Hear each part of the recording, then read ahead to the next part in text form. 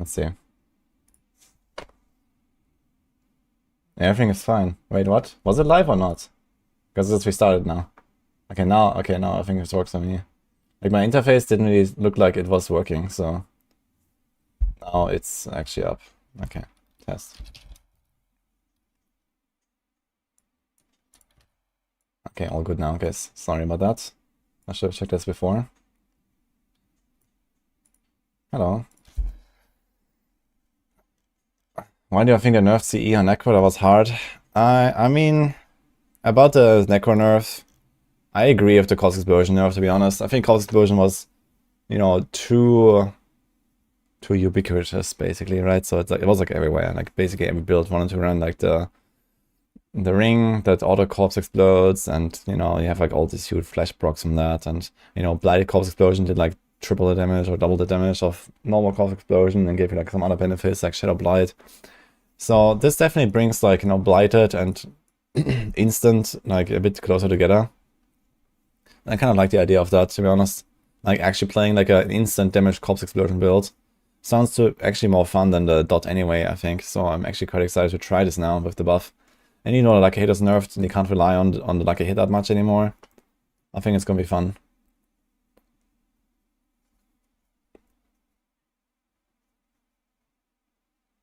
Thoughts about non-combo point pen shot.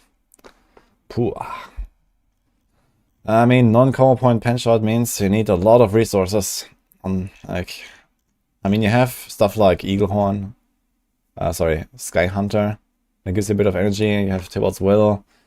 It's probably fine, but I think for like non-combo point pen shots, you need some very easy content, you know, like in Hell Tides and stuff like that. Sure, but can you like do comfortable T100s with that? Probably not.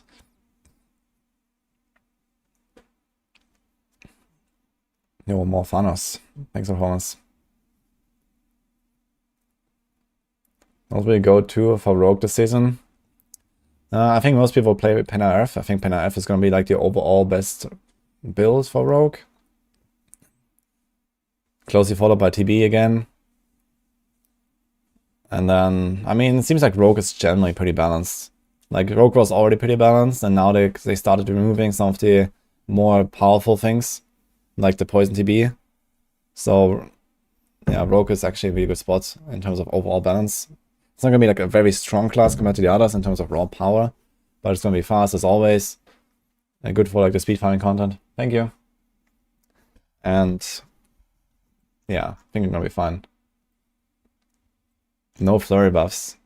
Yeah, I think the flurry buffs may not really be necessary with the TB poison nerfs, but I think TB generally will feel a bit more powerful. Like, you know, they added more power to especially physical TB and stuff like that with the return damage improvement here. So this makes TB generally very close to flurry in terms of like how you play it in AoE now, basically, right? You have like the spinny thing around you, and flurry just hit everything around you. It's kind of the same thing. So if anything, they need to have some like actual like gameplay differentiation, I guess, at some point, more than this. I would have actually preferred if they, you know, changed how the Blade Dancer aspect works in general, and not make it so much about the spinning thing, but more about the returning thing. And now they removed the returning distance thing, so yeah. But who knows, maybe we're gonna get some cool unique for Flurry at some point or so. I mean, you have a pen shot unique. This is effectively pen shot unique again. And this is basically any range build. Yeah. We'll see, I guess. Thanks, Hey Momba, for the prime. Gary. You want to try range rogue this season? Seems like it's time to do it. It's definitely time for range rogues. I've already had a lot of fun with it. I mean, I played PenRF in Abattoir of Zir. And that was also the first build in Abattoir of Zir to clear tier 25 for rogues. And outside of Tibalt's Will bug, it didn't actually really have many bugs. So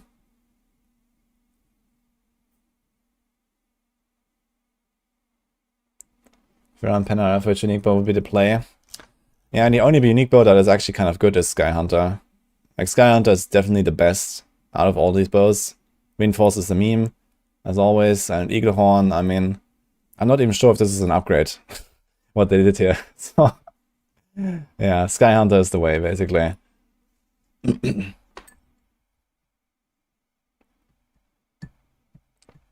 liked having aspects on the bows. Yeah, the good news is, if you don't play a poison build, you can definitely get away without an aspect on the weapon very easily. Like, there are no super powerful aspects on the rogue outside of, like, Corruption. Like, Corruption is usually the thing you put on your two-handed weapon for, like, poison builds. But if you don't even play poison, then you don't need it on the two-handed weapon, and everything else, you know, like Edge Masters, Expectant, the skill aspects. I mean, okay, the Twisting Blade aspect is relatively strong, I guess, on the two-handed weapon now. So, poison builds used to not run that on two-handed because it didn't matter, but for physical builds or Twisting Blades, you want to put that on, like, the crossbow. But in that case, you wouldn't run any of those uniques anyway. For ranged builds, none of this really matters. Like, the barrage aspect is really weak. You know, the pen shot aspect, it's fine, but you don't need to have it on a two-handed. Yeah, the rapid fire aspect, I guess, is like one where, yeah, you can probably get away with the amulet, I guess. Oh, yeah, my cookie, thanks for the 2 months. That hard.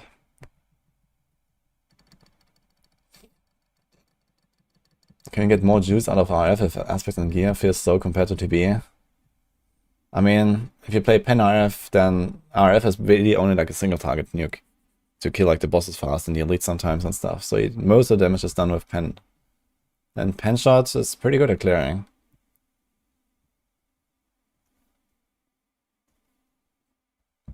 How important affects on coordination? I mean, it depends. For a range build, you want a really high affix because the add-in power doesn't matter. For melee builds, it matters too. Is Vein of Arrows dead without anticipation? Nah, it's not dead. You're just gonna have like slightly less casts, but it's not the end of the world. You have Flicker Step, you know. It's gonna be a bit clunkier, but it's still there, like BTO or something. Yo, one homie, thank you for Prime too. What's the best range rogue build? Yeah, Pen RF, I think. Like, usually the builds are fairly balanced anyway. Like, if you look at the tier list right now, the balance between the builds didn't change all too much for Rogue, outside of like TB maybe going down a little bit. We're probably going to move both of these down to A, basically, TB and Pen Shot. Maybe put Pen Shot above TB, but whatever. And then we have this here, we have this here, we have, you know, there's Barrage, Rapid Fire, Pen. They're all pretty similar in performance, I'd say. And these probably gonna stay down here in B. So I'm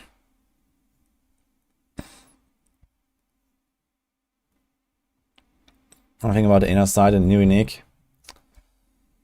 Well, they buffed inner side a little bit. And then we have this here. I mean, it's hard to judge this item without knowing the stats. The effect is interesting, but I don't see like any clear path to using this item right now, I gotta say. So I will be experimenting with this. It's a very strange item. Like, basically you need like a ridiculous amount of resources for this item to work. And then it only really synergizes when you play like Exposure and Death Trap, because else you don't really get the effect very much. So if you cast like a Death Trap every few attacks, then sure, right? But if you do that, like, what happens? Like, how does that even work? Like, when you have Inner Sight, for example, do you just get like a fully buffed core skill for free? I don't know, right? Yeah, Lilith one-tap memes. I mean, Lilith one-tap will still be quite possible, so...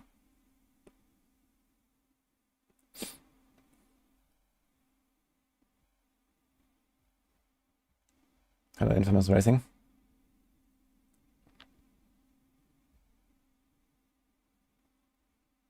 Now, Gary, in your case, it's probably close enough that I just want to go to high item power.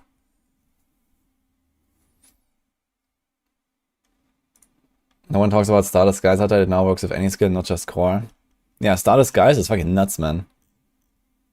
I talked about it yesterday on the patch notes, but this is ridiculously strong.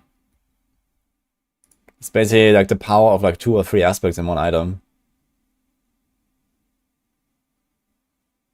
You just need to spend any resources, so it also works with like mastery skills on Sorc, for example. And you get 40% damage and 40% resource cost reduction. It's crazy. Yeah. Like starless guys is fucking crazy. And I think Sedic is also gonna be really good for many builds now. Just like insane toughness. Like if you have like too much resources on your build, then you can just use this. Drain 2 resources for every 1% life. So let's say you take 100 damage. Or let's say you take like 50% of your life in damage in a big hit. So that would drain 37% of your life. And that would drain 75 resources. It's not that much. Especially for builds that have like 200 resources or 300 resources or something.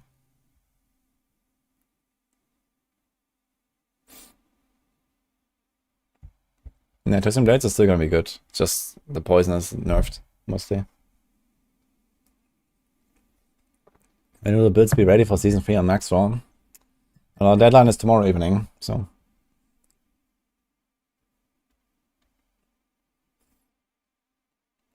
Doesn't Inner Sight make a skills cost 0 energy while giving infinite energy?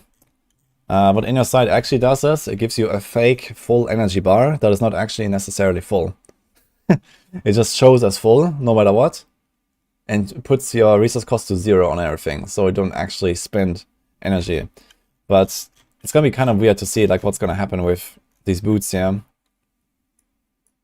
But yeah, when you have Melted Heart of Selig and Inner Sight, you still lose resources behind the animation, and you go down to 0 resources if you get hit. And what happens here? I don't know.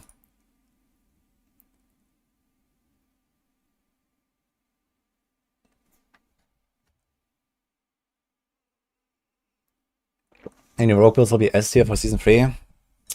I mean, for like speed farming, you're probably gonna put something there, but for like overall, like endgame tier list, no. I think the highest I put any rogue build is A.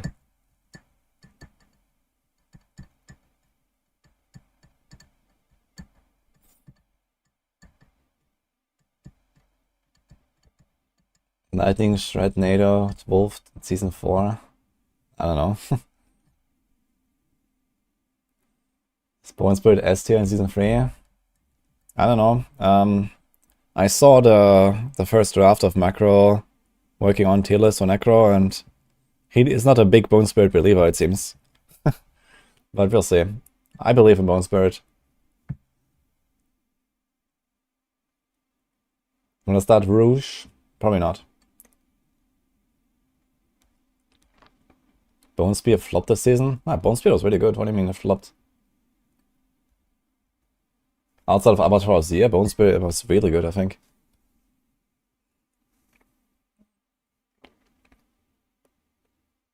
Isn't Speed tier list the only one relevant this season anyway for both Gauntlet and T100? Yeah, it's definitely gonna be more relevant, but we don't know. Like maybe Gauntlet is actually gonna be relatively hard. I mean, it's like a level 124 monsters, right? So tier 79 dungeon. But maybe there's like some other scaling, you know? Maybe the monsters are level 124, but you know, maybe they have like some beefed up health or something. I don't know exactly.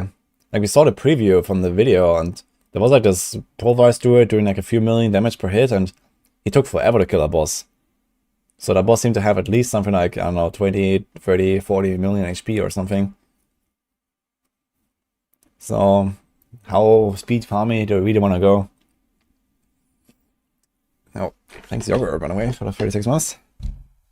I'm good, and you? One thing of the Rogue Unique. Yeah. I'm probably not gonna put it into any build for now, but I will see if we're gonna implement it somewhere. You deal 1.5% extra energy damage per energy consumed. Using cooldown restores 5 energy. I mean, with like a Shaco and 2 resource rings equipped and stuff like that, you get something like 8-9 energy per cooldown. I don't know. I think the number is just too low. But it will be kind of funny, like for like some stuff like Lilith one-shot memes and PvP, it could be interesting, but we'll see the stats, I think. Right now I don't really trust this item in general.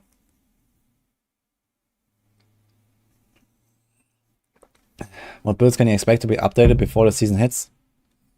Let me see. So this and this and this and this and this and this and this and this and this and this and this and this and this and this and this and this.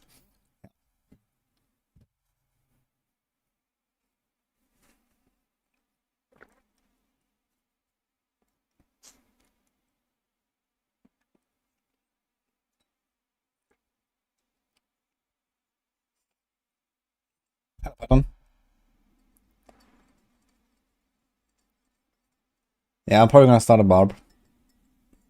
I'll make a rogue right after, but I want to race on a barb. It'll be fun to see how much faster I can be as a rogue.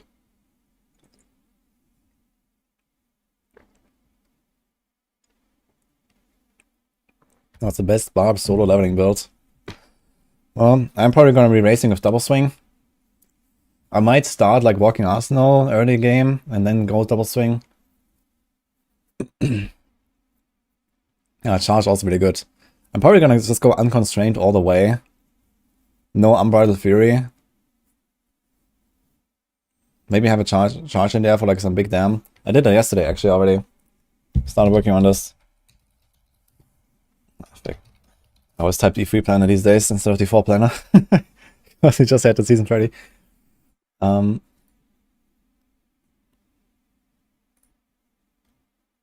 So here, I made a skill tree at least. So it's my leveling skill tree, I think. Although, we'll see.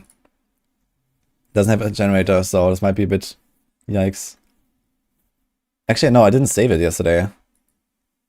I think I didn't have these war cries. I think I had a generator. You also want to Steel Grasp again, I guess. Steel Grasp is kind of nice. So I'm probably not going to do any shouts. So I might do something like this here. And this.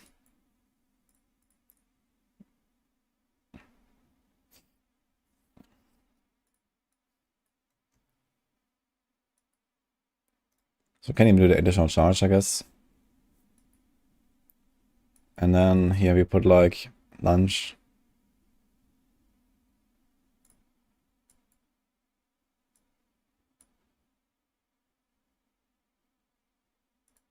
We still have an extra skill actually here. Okay. So something like this might be like my leveling setup, basically. I have 2 points now. So I'm probably gonna try to get one mace. So I can do concussion and wallop.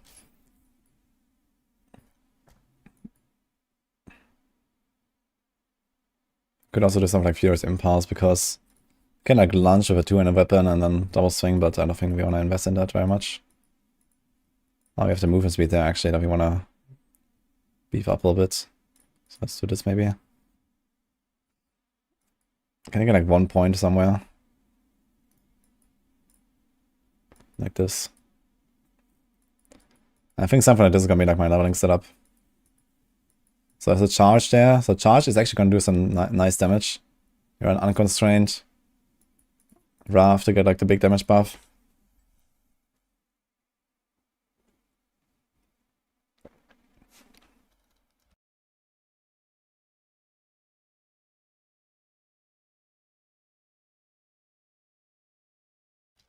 Between 1 and 10 will be my rating for the first and second seasons.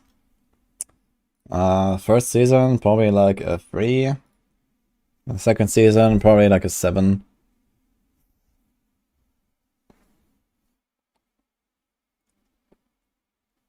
Gonna have charge up and running in level 10, so we'll be zooming.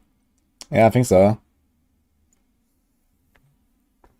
I think for early game, I'm gonna go like upheaval charge in dopamine tunnels, and then as soon as I'm out of dopamine tunnels, it's time for double swing. And we're gonna be pumping, I guess.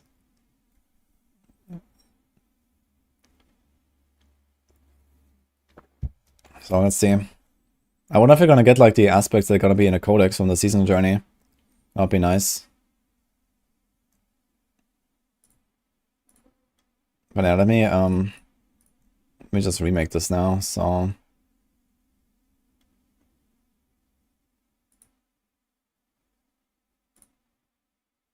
If we do merge, this should go there now, right?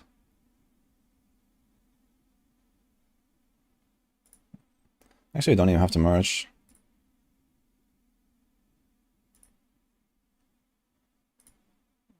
Okay. We can do this, I guess. So the AOZ stuff doesn't exist anyway. So let's just delete these. So it's gonna be new leveling. Old leveling.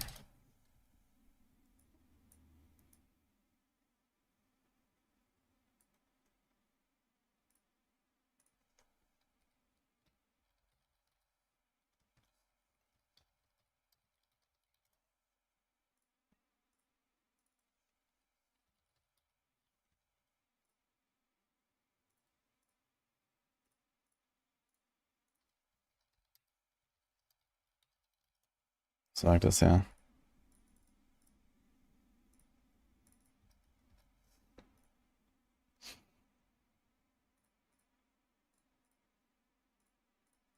I don't have any items or something here.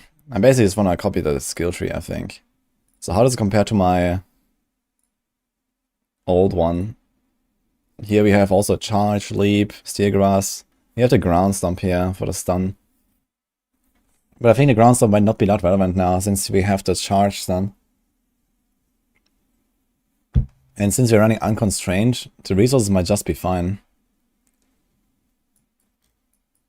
I think early game maybe I'm gonna go ground stomp, and then soon I'm gonna do a Wrath of the Berserker at some point. How does this compare? Let me see. So we're gonna have 1.25 Berserking bonus, and then it goes to 1.5 with Wrath of the Berserker, so that's a 20% bonus. Now if unconstrained,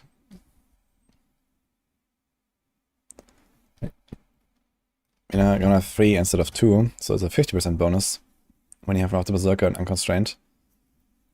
That's a lot of extra damage, man, from Wrath of the Berserker there.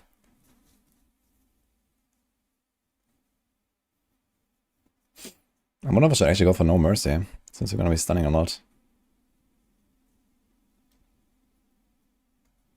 Ghostwalker, Anemia, Retribution. They did 10% increased damage to stun enemies. I could actually go Shared Misery. Oh, we have Shared Misery here, so... Disobedience, Protector, Edgemaster, Random Thorns thing, Rapid. I wonder if they're gonna put like some good offensive power here in the cube, in the Codex. Berserk Fury, Unrelenting Fury. Yeah, I mean everything is here basically.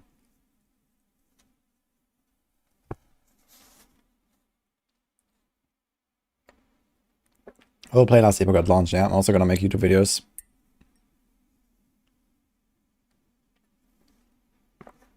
Hello, Azon. Hello, Pete.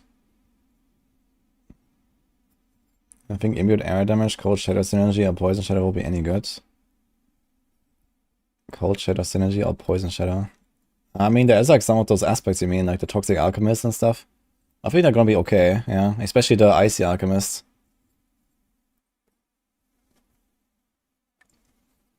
Surely they put ancestral charge or something in the codex journey. Yeah, maybe. I hope we're gonna get the list beforehand, that would be cool.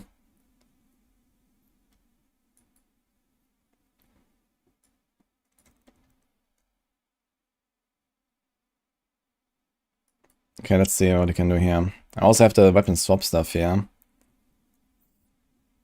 I guess for early game this is probably not bad for 1 to 50, we don't need the healing there. I also need this there.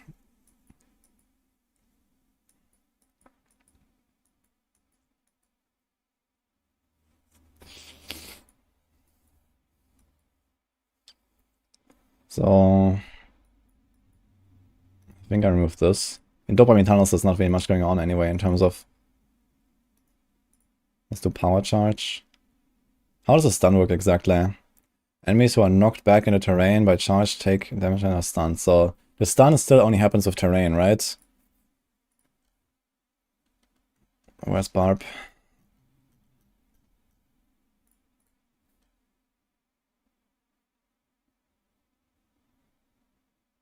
Yeah, okay, so they just buffed the damage, but the requirement is still the terrain for the stun. So for double swing, that is relatively important.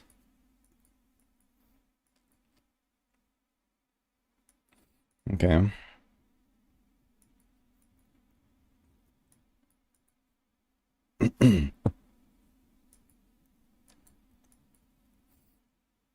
Yo, HC River got 25 down, congrats, dude.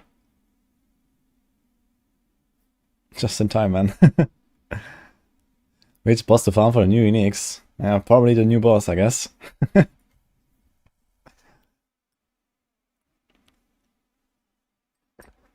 I'm gonna start a Barb, guys.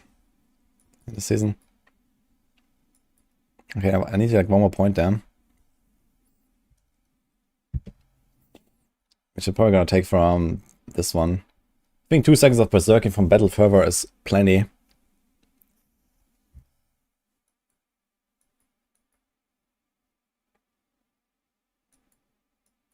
And since we're gonna reset the charge cooldown so easily, I don't think we really need this berserking here anymore from Seagrass. We go for the additional charge. I think that's gonna feel pretty good.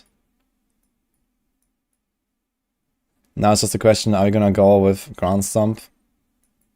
Or this? And honestly, if he's going unconstrained all the way, I might just do this. We do Wrath. Big damage.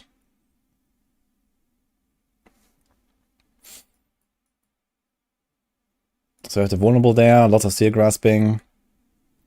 No vulnerable here though.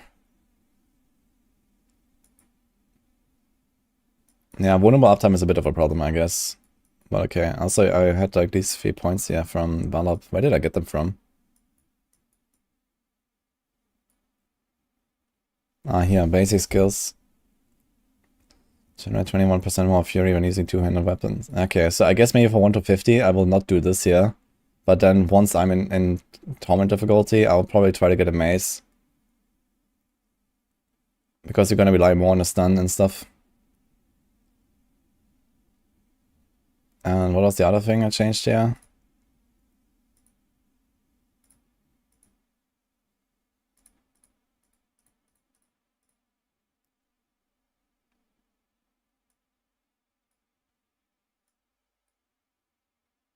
Oh, I removed 2 points here. Actually, that's a mistake, I think. You should probably have those 2 points then. So you can remove the 45 thing, do this. Actually, at 1 to 50, we don't even have any fortify, right? There's like no fortify in this setup until later. So let me just remove those 4 points here entirely.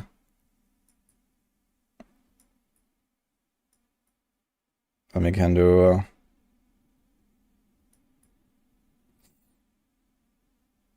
There's 30% chance to make the enemies vulnerable.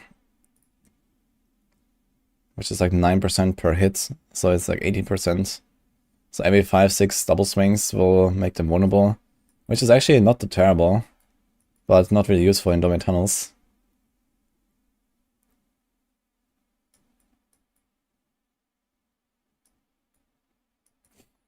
I wonder if like early game you would actually want to go like just Iron Maelstrom. Even rather using Walking Arsenal. Or even just go Walking Arsenal anyway. It's quite easy to keep up now. You have a 10-second timer. So I can do like, you know, one of the two-handed weapons is like charge and leap. The other one is like lunging, and then you have double swing. So you can probably easily run like double swing Walking Arsenal for Domain Tunnel farm until Nightmare. And then you swap to Unconstrained. That might actually be pretty good.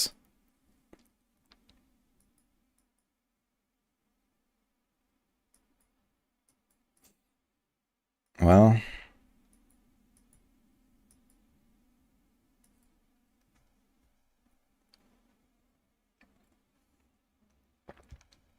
How do I understand the new unique gloves? Pain Gorgeous Gauntlets? I don't think the marker gets removed after the first hit. I think they are marked for 3 seconds.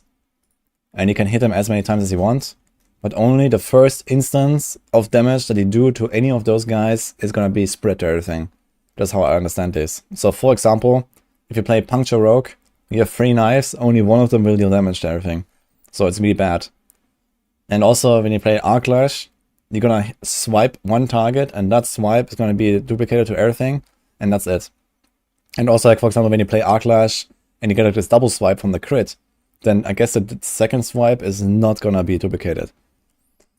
Now the question is, what happens with Stormclaw? I think Stormclaw might have like insane, if Stormclaw gives you a duplicate of both skills, like you cast your claw and you also get a Storm Strike, and both of them are getting duplicated. I think that is gonna be like a crazy build with this. I think this is a Stormclaw item, but we'll see. But in general, this definitely benefits like the more like heavier hitting single target generators a lot more than the AoE ones, I think.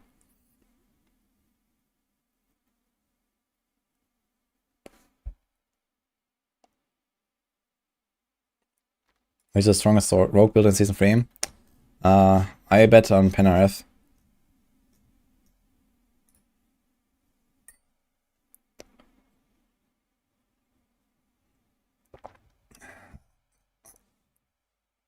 How do I think Fireball, Meteor will fare?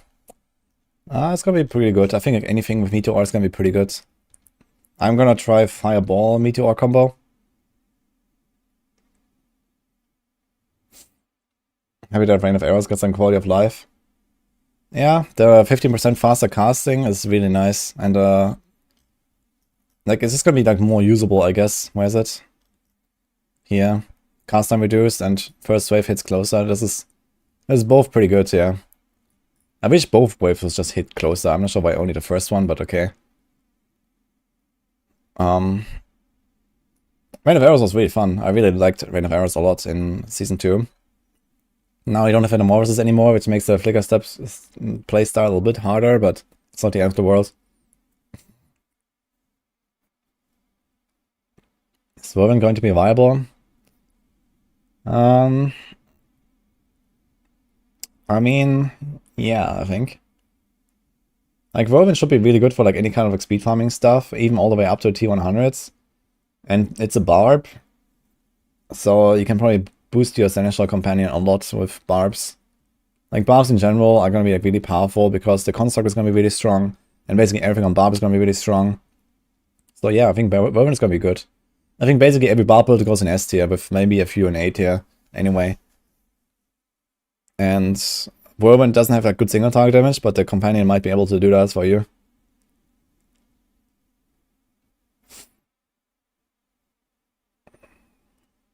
Do I add my own builds to the official Maxwell builds page? Yeah, usually I don't use this like public builds feature, if you mean that. But I have them always, like in my YouTube descriptions, I put all my builds, and on Discord I have a channel for all my builds.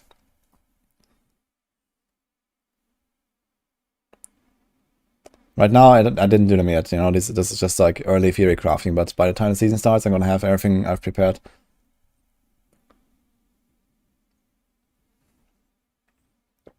Why did they give another guaranteed overpower effect to upheaval? I kind of like the idea, actually. I think this overpower aspect is kind of cool. I'm not sure how strong it really is. Where is it? This one. Every 25 seconds, upheaval is guaranteed overpower and deals 20% increased damage. This time is reduced by 4 seconds and upheaval overpowers the boss or elite enemy. It's actually kind of crazy. Like, if you like, you know, shoot into a pack and there's like 3 elites, and you like overpower them all, then this, you know, this happens like 12 seconds sooner, for example, right? And then like it's really nice. I like this aspect. I think for like walking Arsenal barb that runs upheaval anyway, it's gonna feel pretty good. And I think upheaval, like just like, you know, feeling wise, or like you know, fantasy wise, upheaval fits really well with overpower. So I kinda like it.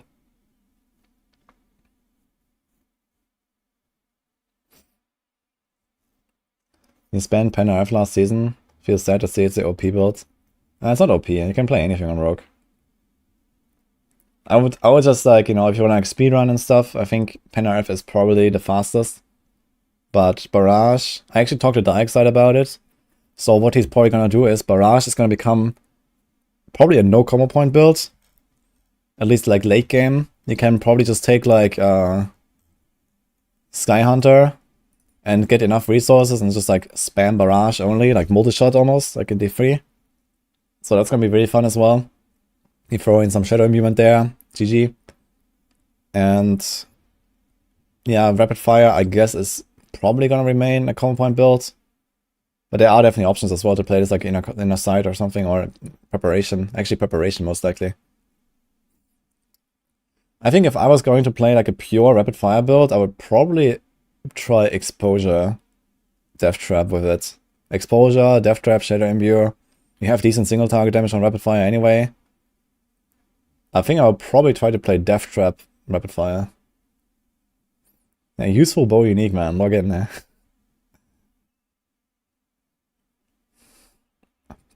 Barbarian new meta. I'm not sure if you paid attention in the last 3 months.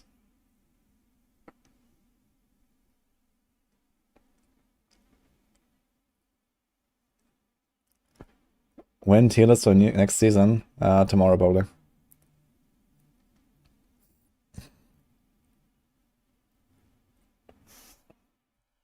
Reign of Arrows will be crazy if the unique after the cold buff. The cold buff, you mean this year? Chilling Wait? What do you mean? Cold Imbuement?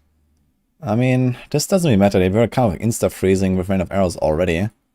So I don't think this really matters. The lucky hit chance on Reign of Arrows is abysmal, so it's all about this chill.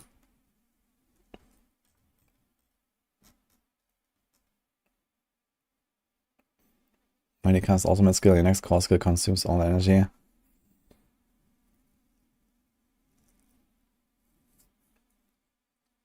I mean, there is one... Okay, I actually see... Man, okay, this doesn't really fit though. It's boots. Fuck. You need Flicker Step for Reign of Arrows. If this wasn't a pair of boots, I think this would actually fit really well in Reign of Arrows. Because Reign of Arrows, you're gonna run Rapid Fire. Rapid Fire sustains its resources. So you could just have a bunch of resource generation and like shoot a bit, and then you have like this one big Rapid Fire after using a Reign of Arrows. And then as you use that, you like refill your resources again immediately, so you can just keep shooting. It would be really nice if this was not boots, man.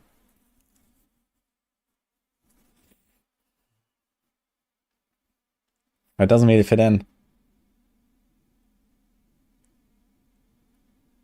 But yeah, maybe this could be something for what I just described. Rapid Fire, Death Trap. So maybe we're gonna do like a Rapid Fire Death Trap build.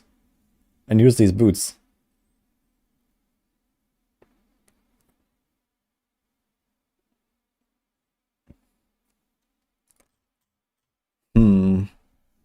So no Sky Hunter.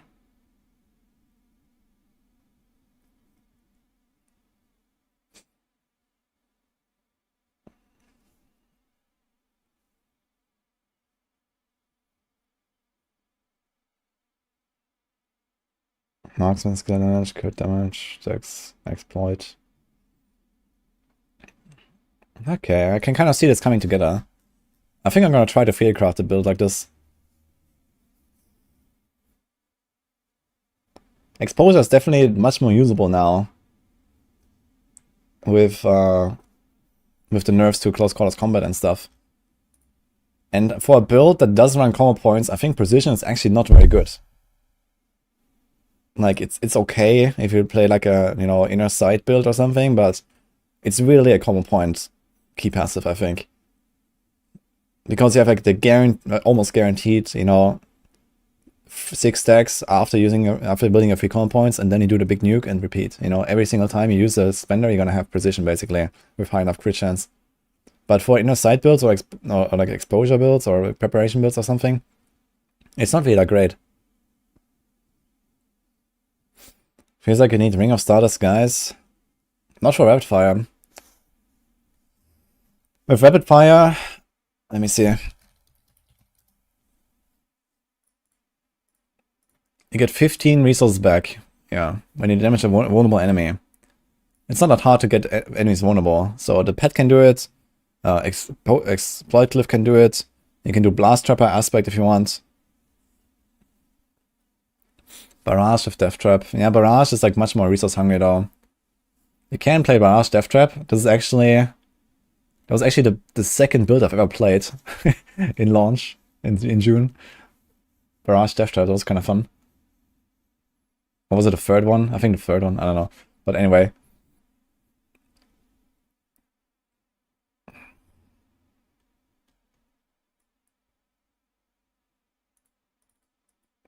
But yeah, basically it would look like this here. We get the 15 energy back. We don't care about advanced rapid fire. They probably didn't fix the bug anyway with weapon mastery. Well, you're probably gonna use a bow for this. But okay. Now maybe gonna do the concealment strats. So you can get resources there as well. You can make stuff vulnerable there as well. Okay, wait a minute. We do a dash. We do this. We do the death trap. We do this. We do this. We do exposure. Now, how's the skill bar?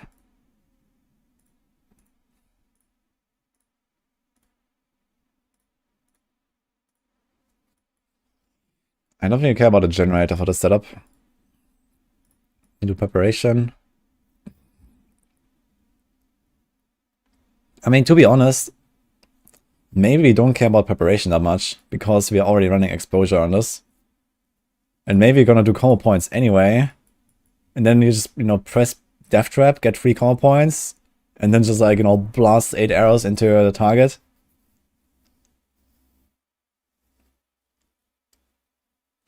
But realistically, I think it's wanna spam rapid fire. So let's do preparation. It also resets everything, so we get more shadow imbuements and stuff, so it's pretty powerful there.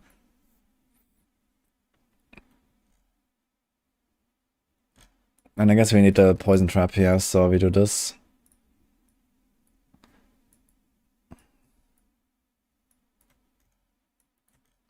And then we can do concussive.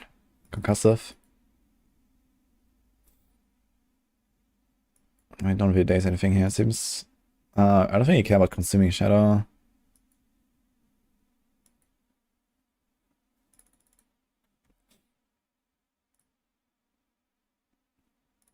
Can do the second wind.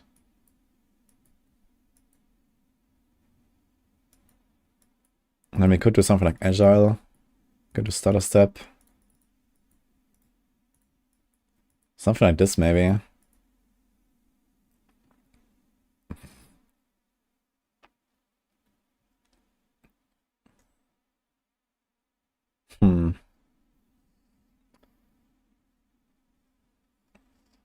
Now, instead of the concealment stuff, we could also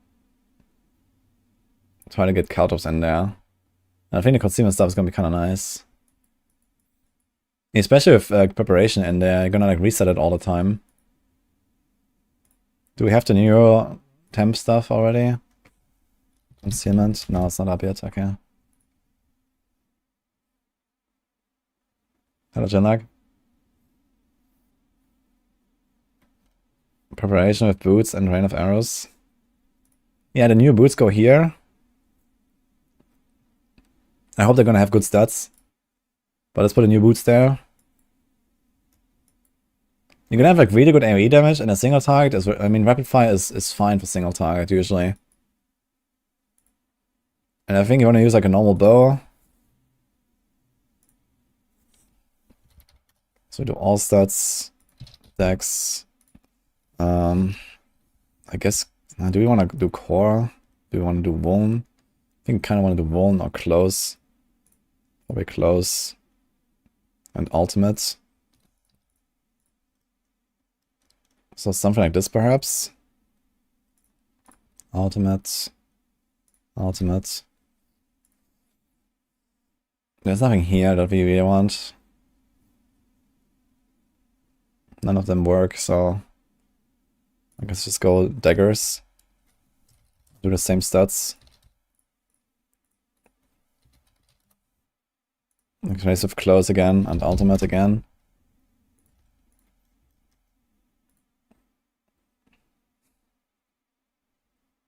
Clone. Let's do this here. Now we do a neck. Don't care about any of this. I wonder if they're gonna give double movement speed on a metal heart. That'll be kind of interesting to see. But okay. So I guess rapid fire aspect goes here. 90% chance to ricochet. Then we probably do something like accelerating here. Probably do cooldown. I'm not sure if we care about energy cost reduction, but we probably want it. And then we can do...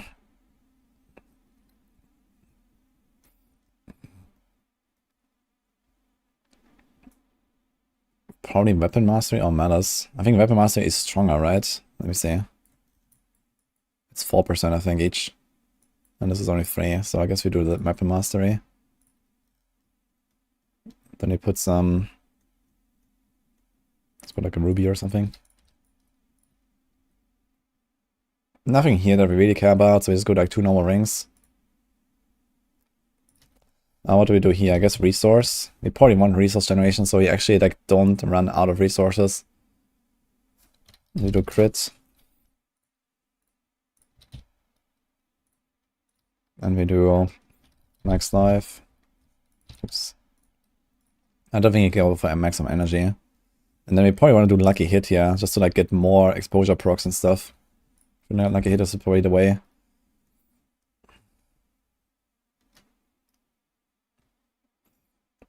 So now, do we do something like Icy Alchemist?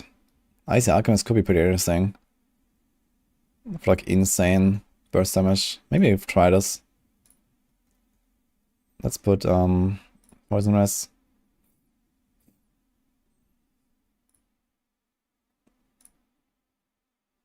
Now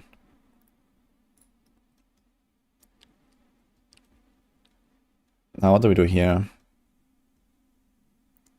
We might want to go Blast Trapper just to have like even better uptime, but we probably won't need it. Viewing skill effects have increased bonusing against vulnerable.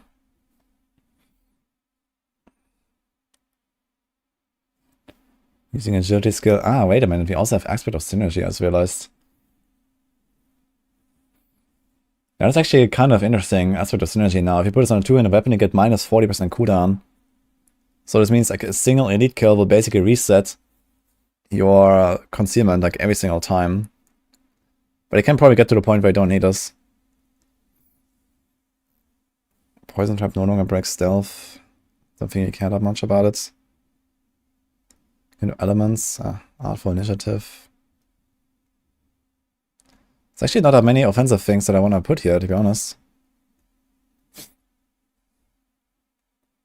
I think Edge Masters is missing, right? So we do this.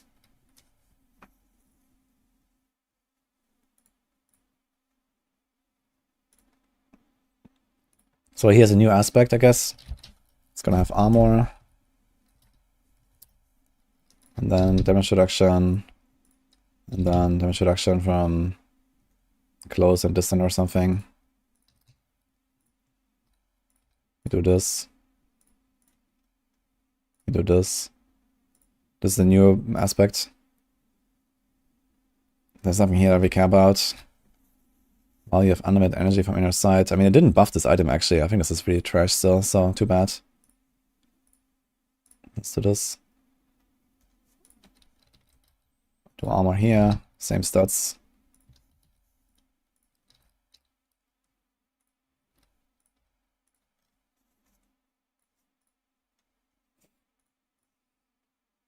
Isn't Starless Guys good here?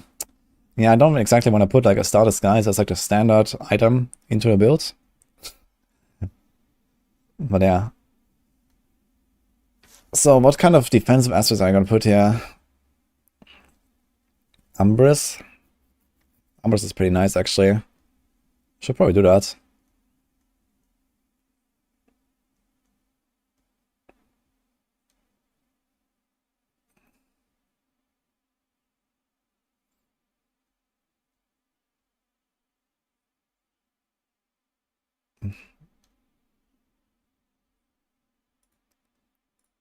Now, how much armor do we have here? 5.4k. Okay, and then we do... There's Carve the Nameless, but I think not. That's Godslayer. I don't think you care enough about Godslayer. Let's see if I can get some cool utility effects here. And like normal helm. So we do cooldown, do shadow imbuement, we do armor, we do life, I guess, or maybe res. There might be actually need for res, because who knows if the boots have res. So I was gonna put a res there. Cold. So we do this. What do we have for utility? There's manglers, which is nice. It's quickening fog, explosive worth.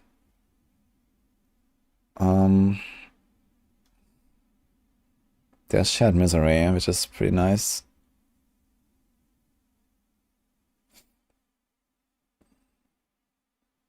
Shield enemies hit by grenade skills have a chance to be frozen.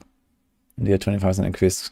It's kind of interesting actually, because with Icy Alchemist you can like easily chill enemies now, and then you proc exposure grenades. Like these aspects have suddenly become pretty good actually, like Frostbitten for example. These 25% increased critical strike damage against frozen enemies. So Frostbite might actually be legit here. I think I'm gonna put this. Maybe put a glove here. We could do Fist of Fate. For like more Shadow Imbue and Death Trap damage. But I don't think I care enough. Grasp of Shadow is still useless. So let's just do a normal one. I do Rapid Fire. Crit, attack speed. And I guess a lucky hit. So we do this.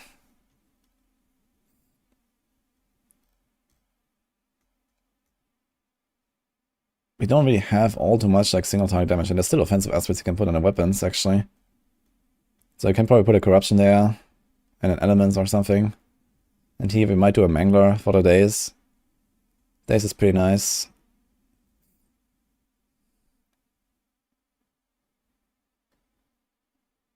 More shared misery.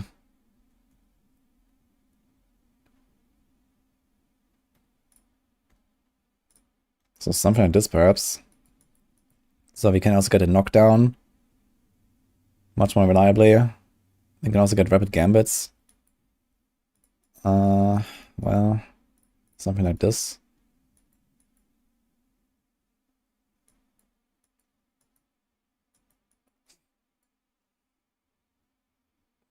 Thing is, we don't have Ghost Walker right now. Don't have any movement speed. So if the movement speed on this will feel not too great actually. Which means you probably put Wind Striker here. And then we put Accelerating here. We're gonna put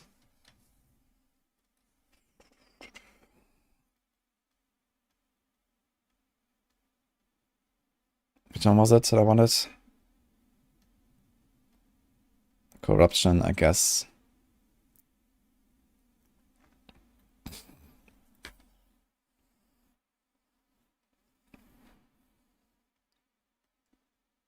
Like, actually, we can get a bunch of extra damage here if we do a Corruption. 40% extra potency. And then we take this here. Instead of the Vulnerable, we take this. Because we have only Vulnerable here, we can use Exploit Glyph. I think the Vulnerable uptime might be good enough for this. And you have more damage.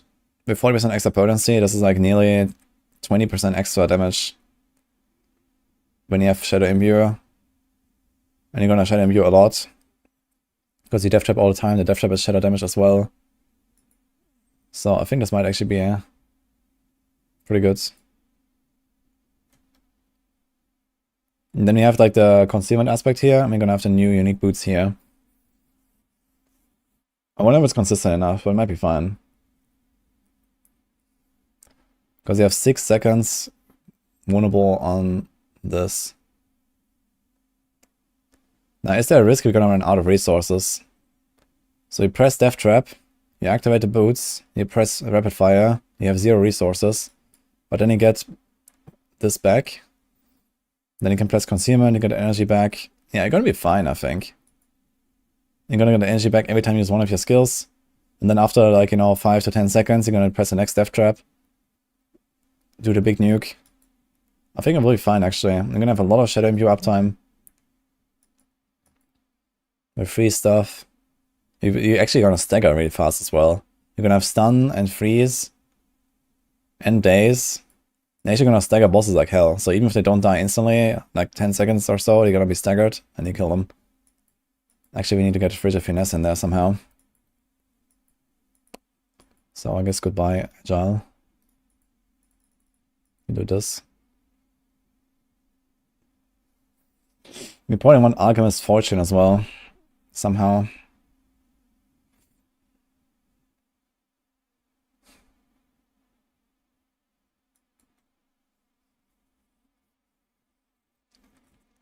Oh, thanks for right. Hello, guys. Armor rest check. I mean, the rest is gonna be fine. I have 3 gems here. And, you know, there's gonna be some stuff on the Paragons. I put 1 res here, so maybe you have to put a 2nd res somewhere, because the boots might not have any res. I guess it's relatively unlikely they have res, so you might have to put like 1 res somewhere, like if cold. Let's just put shadow, I guess, instead of distant or something on the chest. So like this, maybe.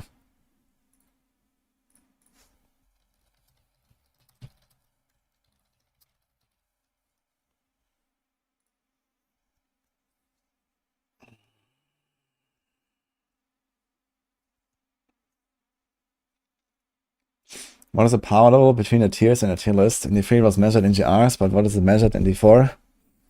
Oh, mostly gut feeling. I mean, there's no clear benchmark on the tier list. There's nothing in the game that you can use as a benchmark, really. So, the game is very easy, there's like no high-end content.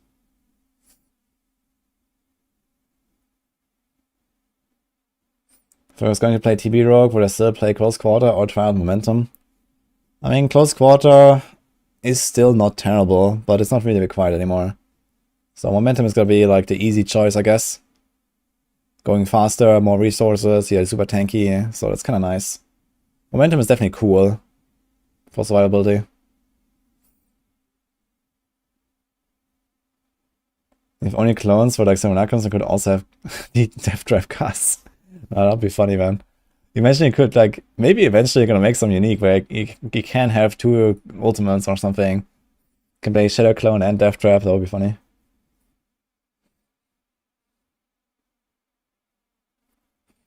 How many tiers nerf is ball lighting? I mean, the enhanced ball lighting nerf puts it to 40% of its original with high attack speed values. And yeah, I don't know what the other nerf is. So I guess they're gonna unbug it again. Like they've introduced a bug that made it deal a bit more than triple damage, and I guess they're gonna remove that again. So ball lightning is probably at like 12.5% of the original damage now on high end, which is still relatively decent.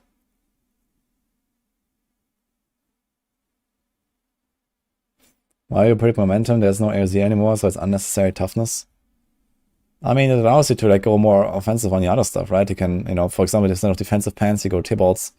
And then, you know, you could even, I mean, okay, Rogue doesn't really have like offensive chest, I guess, but you do have offensive helm options. So you definitely want some toughness if you're on T100s and stuff. Mostly a lot of armor. But since T100s is like unnecessary, like you only want to farm T99, but that's now maximum. You don't really care about T100 anymore. So this makes armor requirements a lot easier as well. I guess for T100s you still want to run like just Disobedience here and you're fine.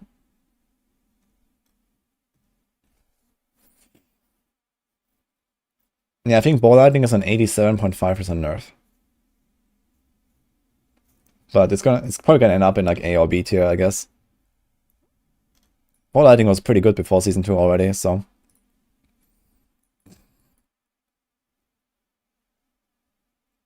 Can also just not run Nightmare Dungeons because Vaults have the Glyph Pedestal now. Yeah, but I imagine it's gonna be like less Glyph XP in Vaults. And we also don't know if it's gonna go all the way to like tier 100 or something. Like, we don't know anything about that.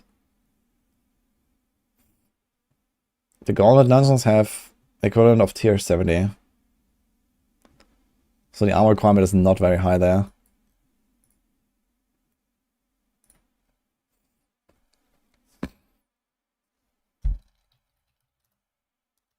Keep playing with the 4 planner, man. So Let's take like the Death Trap Paragon as a start.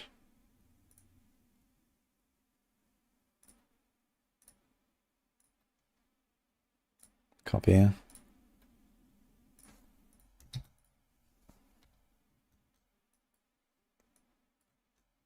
So let's see. Do we want to change anything? We have Cheap Shot, that's fine. I have Vials, and I kind of want to keep that. I like my Safeguard. Oh, so this thing is 12.4k armor, by the way, before Disobedience. Easy. Okay. And this doesn't even have armor here. Armor. Okay. So you have Deadly Ambush. Yes.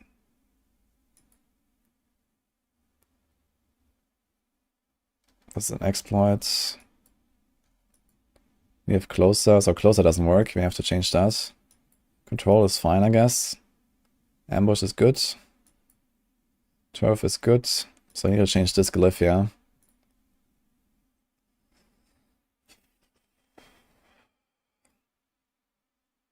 Good to diminish or efficacy. Yo, thanks for Prime, Helfer. Hey, Bastard.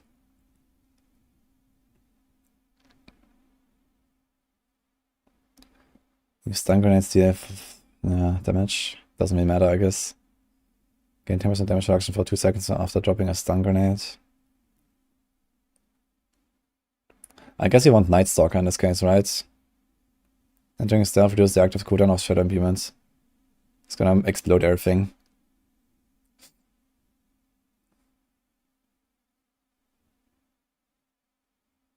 Non-basic and non-core skills. And this works for Imbuement and Death Trap, but I think it's not good enough. Marksman skills. We could also do Ranger. Get 10% damage reduction and more damage. But I need Night Stalker for something, and it's also increased shadow damage. So I think I do this.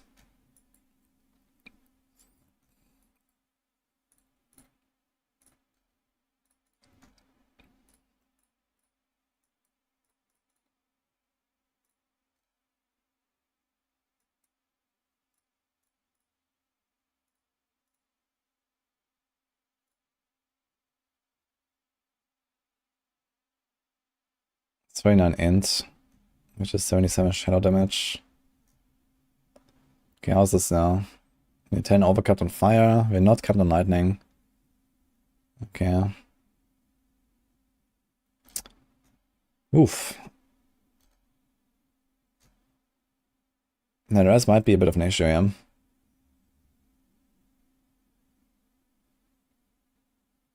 We have Ruby, fire.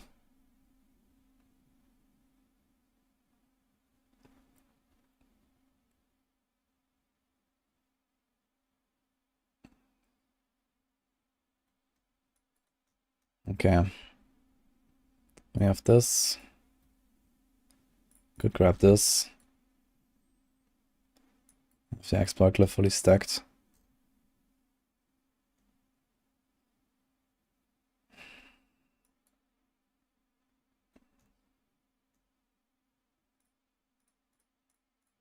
I don't think I'm gonna go for any slow, so I just ignore this.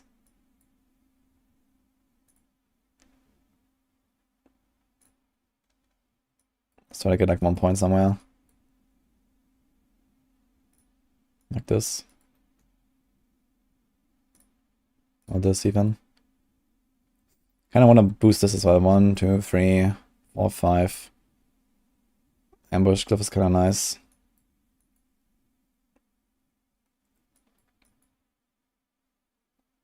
If there are no witnesses, it's 19%.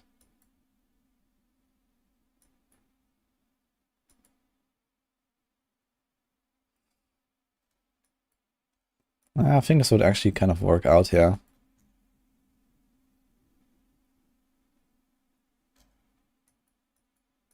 So it's like a relatively squishy setup, but I mean, without AOZ, it's probably fine. Just need to figure out something for the res. That depends on the item, I guess. We have Shadow Res there, we have Cold Res there. And then fire here is okay. I guess you just put like one more res and we make 2 of the same here. So instead of the close damage reduction, it's gonna do like poison res or something. I guess you do this. And then we're gonna put lightning gem here. This should do it.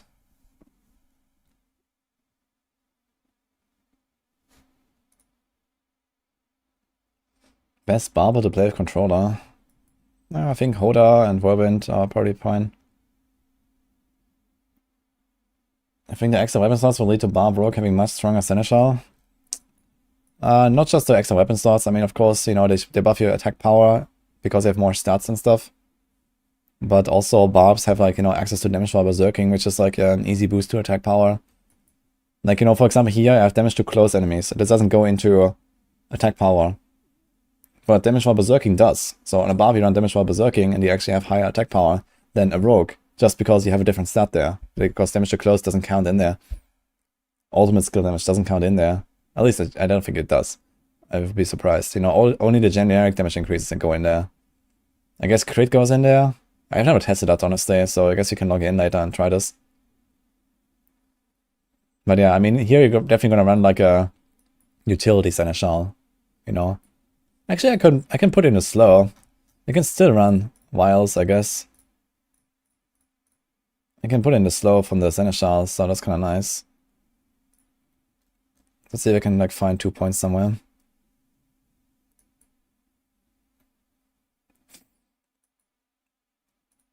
So I'm gonna move this there and this, I guess. Yeah, we have the slow from the Seneschal. What else can we actually get from the Seneschal?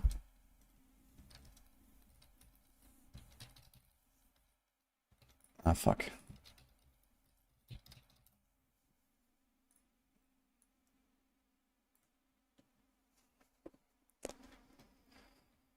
You can get Fortify. The gripping could be interesting. Resource, I don't think you care too much. We don't think you care about the chill that much because we're gonna have that ourselves. You can do poison if you want for damage reduction, but we're kind of struggling with skill points already. And I have to find like 4 more. I guess we can do like efficiency, that's extra crit chance. Breaking maybe for the barrier break. Gonna be very nice against butchers and like, you know, any Nightmare Dungeon that has like... I wonder if it's gonna be Nightmare Dungeon affixes in a vault actually. That'll be interesting. The taunt is there, which is not bad. The slow is there. Okay, so I'm probably gonna do something like Fortify, slow, maybe gripping. And then something like, yeah, the flicker and the attack speed or something. And the efficiency for the crit. So this is probably what I would do here for the companion. So just kind of like fill that gap easily. I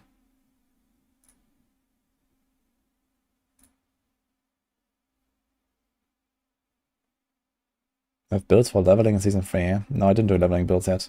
Just a double swing I've been working on.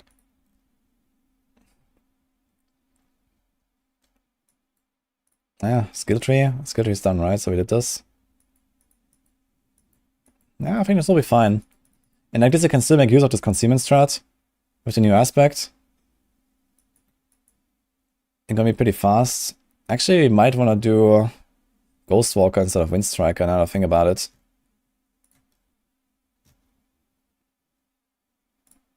I think I'm gonna put Ghostwalker there. It's like more movement speed. It also works when you're not attacking anything. I kind of like the idea of Ghostwalker on the amulet. Go fast.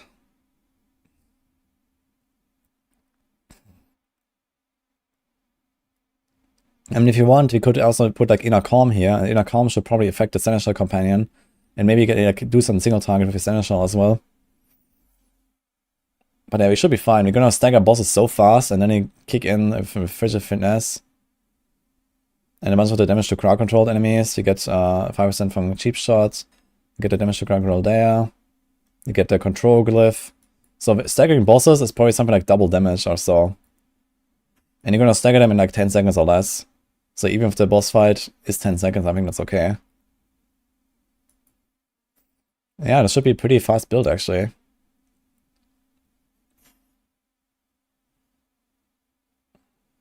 Kind of like it. Accelerating is in there. We have armor cap. Okay, there's actually one thing I need to get, which is to get dark shot in there somehow. Well, we also want Alchemist's Fortune, honestly, so it's kind of tough.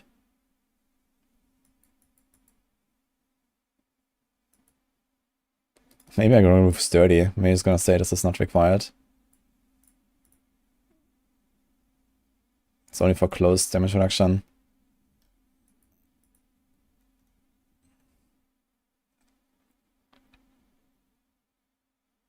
Every 100 energy you spend grants you a 50% lucky hit chance.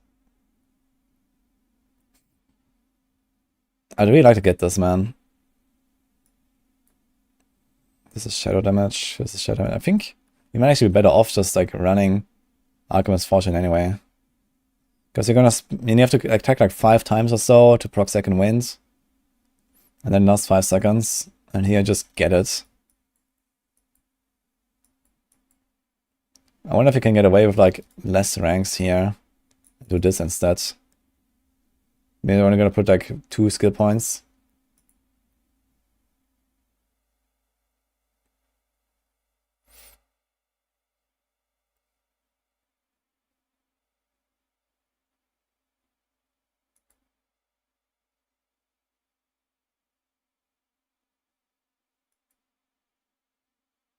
Gives you a shield of frozen enemy. If a shadow imbued skill has a 75% chance to release an explosion. Oh wait, it's gonna be changed to just like shadow imbued skills have a 75% chance, so. I guess my lucky hit with all this stuff, how much do we have?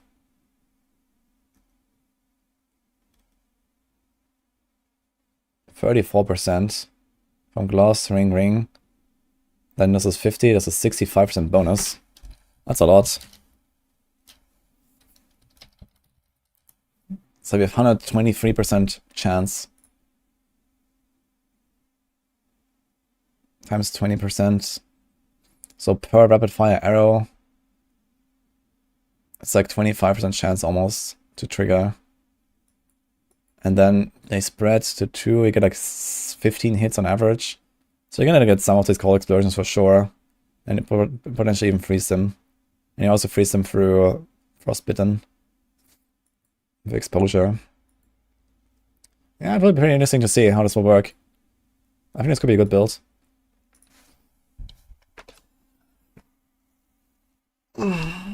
Any S-tier Sorc builds upcoming? Yeah, I think Meteor and Arclash maybe.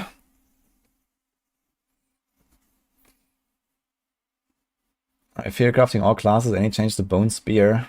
I think Bone Spear is not gonna change very much. Maybe you have to like look for a bit more resource tech or so, but it should probably be fine even with the Corpse Explosion nerfs. I guess the interesting part will be, do you want to combine Bone Spear with Bone Spirit? So I might try something like that.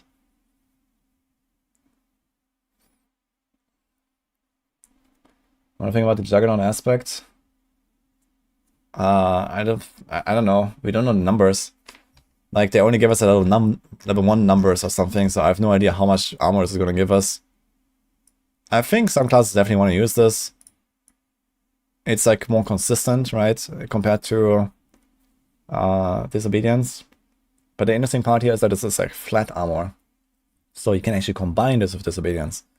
Like, let's say this Juggernaut aspect gives you like, I don't know, 2000 armor at level 100. That's a good number. And then you can multiply this again with Disobedience.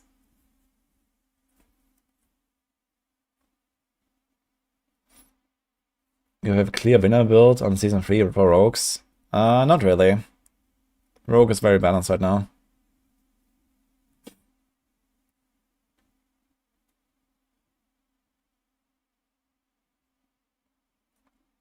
Is Bow Rogue Copium? It's not Copium. But it brought down the power of Rogue in general a little bit. Like with the close quarter combat change. But compared to other Rogue builds, Bow Rogue is really good. And 925 should be 1156 armor. Okay.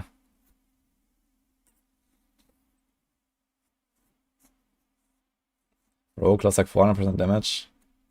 Yeah, for Poison DB, I guess that's somewhat accurate. But I mean, Rogue in general didn't lose that much.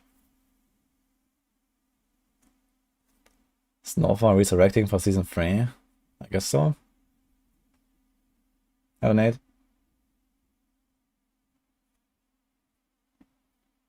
Going Rogue pen shots, yeah.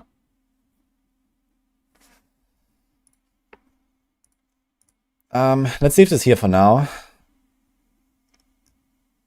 I'm gonna make like a leveling version and stuff maybe later. So let's just try to like actually work on endgame builds first. But I'm kind of excited to try something like this here and see how this works. So let's leave this here. I also have this like half-finished double swing build here, so...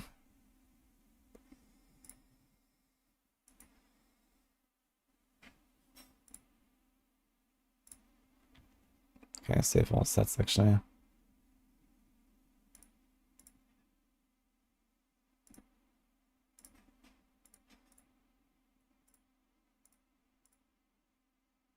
Okay, so we can probably delete this one here.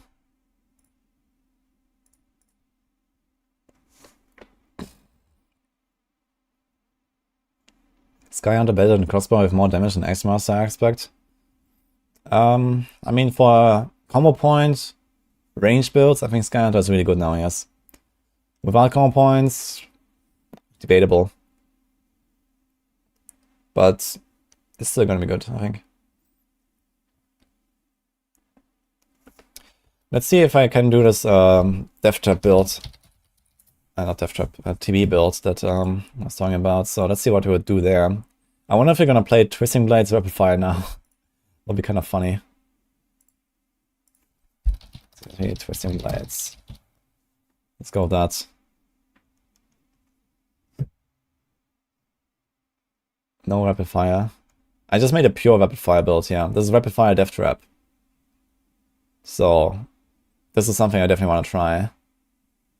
Let's go link that in chat here. Want to play now already. I'm gonna start adding links later and stuff on my Discord and on the commands and stuff.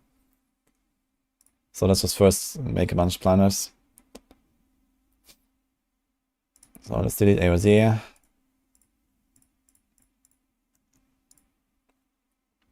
Okay, let's make a copy here. So no Tibbot's Will, huh? Actually, we can run Tibbot's Will, and we can just remove Disobedience there, and we put the new aspect, so let's delete this.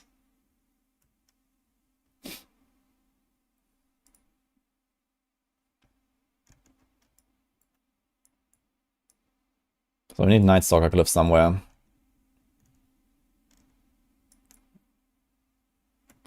Closer is pretty decent. We have Efficacy here.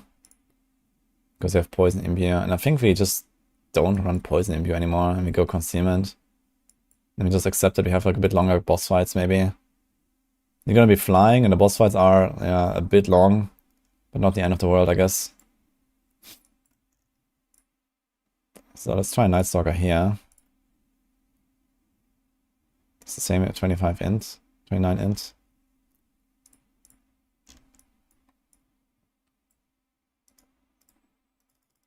So with this,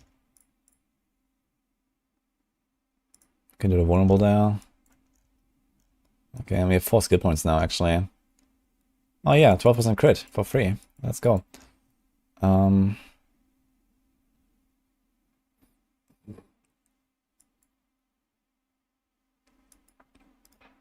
We can try to get the Fish of Finesse in there if you go Toxic Alchemist.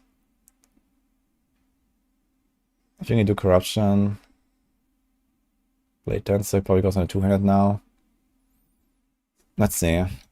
So we have 1.4 from Edgemaster on that crossbow. And 30% times 2. Okay, wait. How much is the damage of Blade Dancer? So it's 1 hit plus 2 times 30%. Times 1.4. So this is the Blade Dancer damage. Actually, 0.5 from the base hit. times 1.4. So we have roughly 3 damage. And now we do Blade Dancer on a two-handed. So that gives us 0.5 plus 1 plus 0.6 plus 0.6 times 1.2. So Blade Dancer on a two-handed weapon is like around 10% more damage for our main target. A bit less damage on the shadow explosions. Tough choice. I think I'll put Blade Dance on a two-handed though. I kill about 6 months. I feel like Alchemist aspects are now strong. Alchemist aspects are both good. Mostly for the utility though. I don't think they're gonna do much damage. So especially Icy Alchemist is something I'm a fan of now because they have like relatively easy access to chill. And if you want poison, you can still do it with your External Companion if you like. That's like a defensive choice.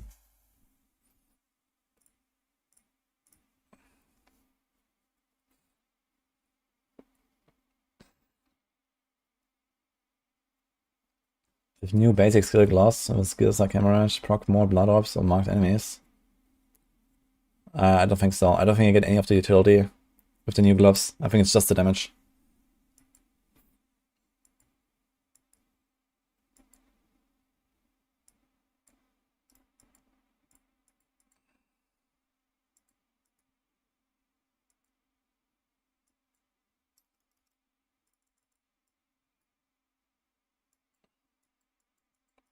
Now, do we still run close quarters combat? It's gonna be 30% attack speed. And fully invested, like 40% extra damage. Precision doesn't work. Victimize. It's probably still bugged, so I don't really trust it. We don't have this here, and we could do momentum. But we don't really have... I mean, momentum would be like very chill, for sure. But I think I want the damage. 30% attack speed and like 30%. It's still a lot of damage. Close quarters combat, to be fair. We're probably gonna keep that. Although the value has gone down a lot.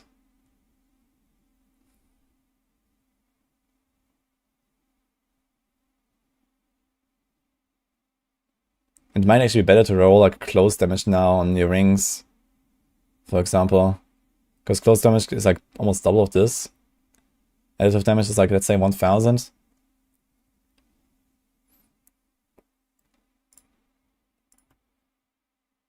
Yeah, it's double the value. And it also works against everything, including bosses. You don't have to crowd draw anything.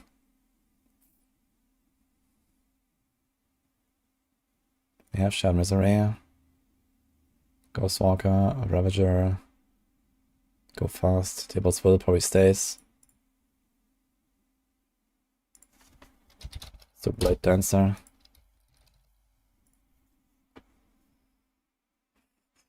So Edge Masters here.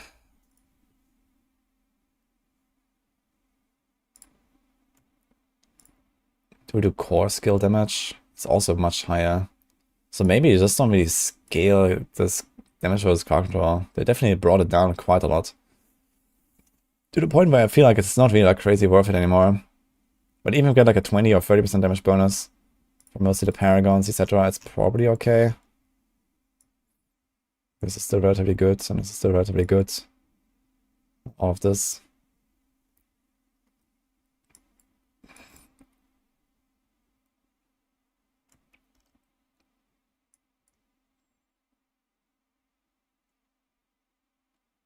Could save your skill points or gliss to go for more utility or offensive.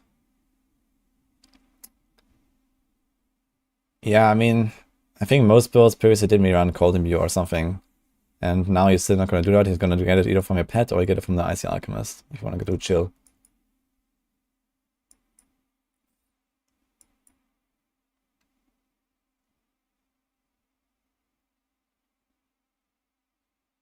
This time go with Lightning. See Druid Enjoyer. You have 1,000 hour on Druid, holy shit. Yeah, Lightning Storm is going to be really nice for farming stuff. Like early game, Lightning Storm is going to feel really good already. Maybe if I have a bit of time, you know, tomorrow or something, I'm going to try to like do a practice run.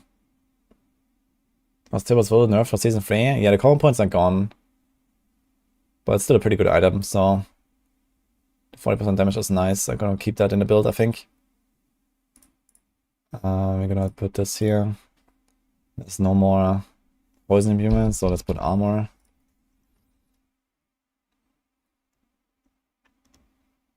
So it's 10k armor.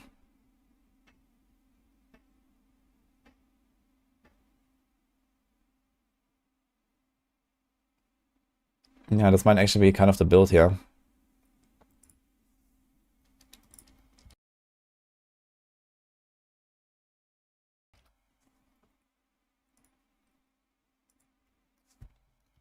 I think penetrating shot will change, this will be stronger now. Yeah, pen shot is gonna be really nice. I'm just trying to make the Twisting Blade setup right now. Problem is we're gonna have Tibble's Will, and we can't get concealment ranks here. We also don't have skill points for it unless we move stutter step. How much movement speed do we have here actually? So this is like 50% movement speed. Actually we're gonna be overcapped, I guess. Plus 38, we're gonna be at 190, so we can at least do one. With like perfect rolls though. But okay.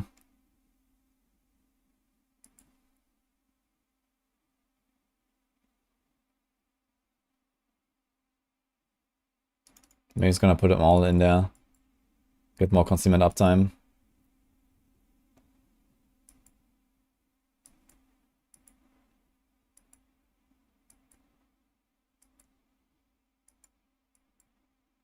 Do we have Exploit Glyph? We do. Okay. Closer. Night Stalker. Turf.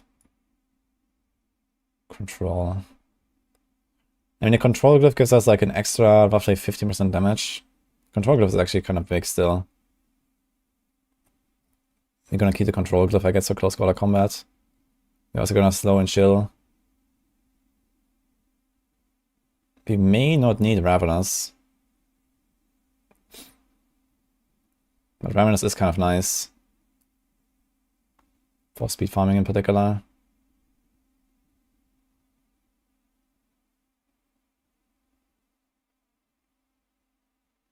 We could drop Shared Misery and go Icy Alchemist.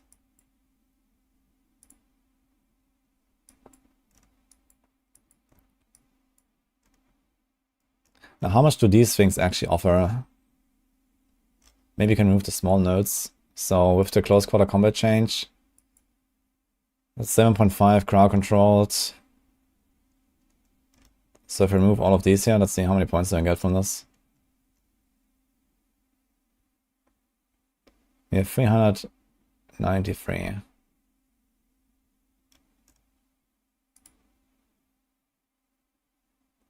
$157.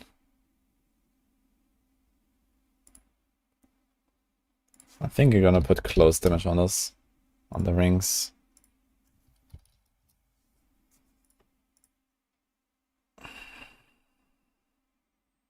Current damage increase goes down quite a lot. And let's say we have like 1.4 and then 1.436 over 1.4. So we have 2.5% damage difference. And then we also get a bunch of additive, which is like plus 0.018. So 6% damage against crowd controls. Yeah, I think close damage is actually just better on the items now. But here we're probably gonna keep this. Core is not good enough. On the ring store, I'm gonna go for close.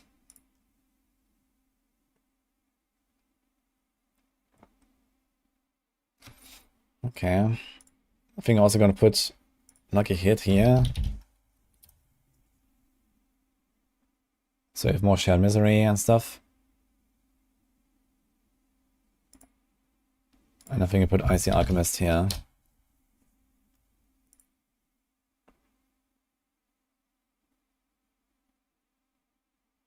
How about this?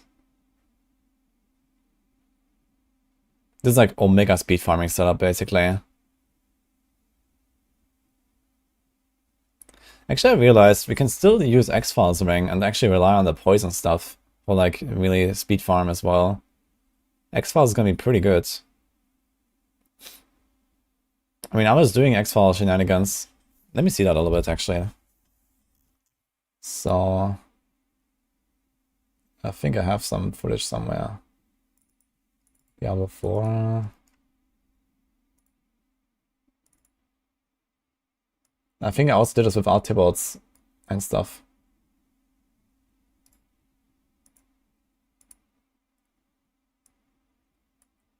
Okay, poison. Poison barrage.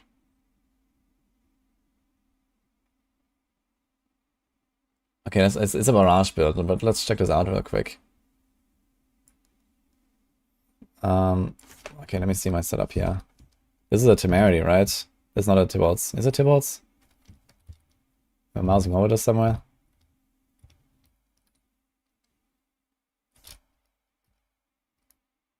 Oh, I did actually.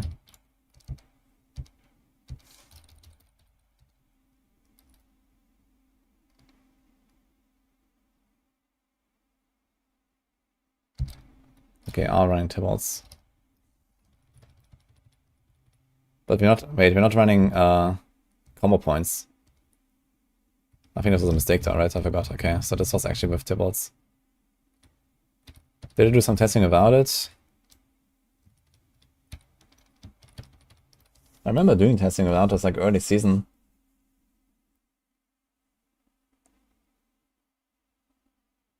Not sure if I can find it now.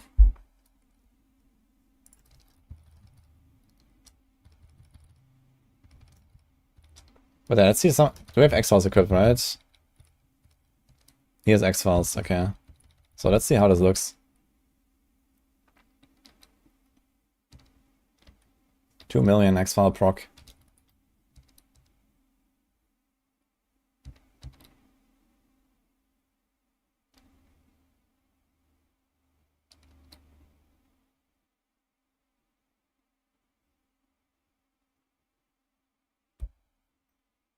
It's gonna be quite interesting to try like an X-File poison build with a mixed poison imbuement, I gotta say. That could be fun.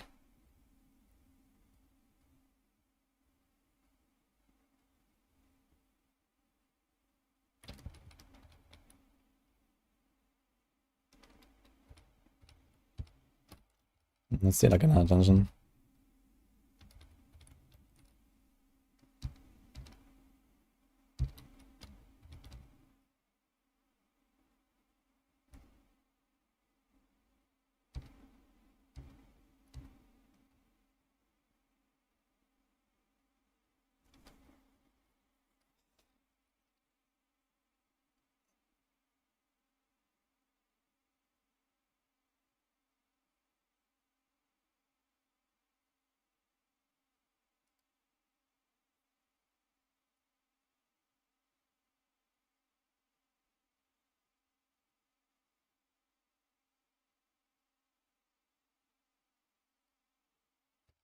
Mm-hmm.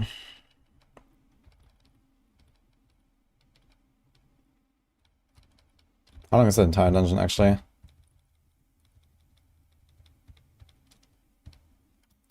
Two, 3, 4, 5, 6, 7 minutes. And this is with Shrine.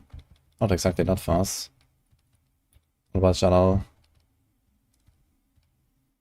1, 2, 3, 4, 5. 5 minutes. Not that crazy actually.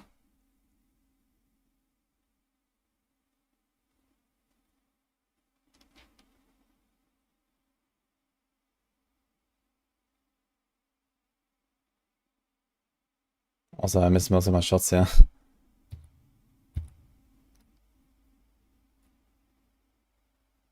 Wait, no, I'm not running Tibalt's will here.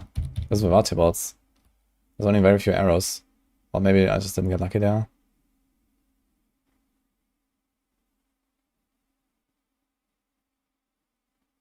The numbers seem definitely low.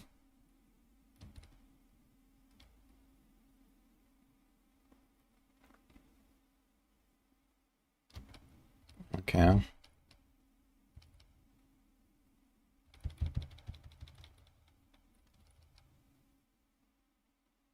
Let's see this dungeon boss.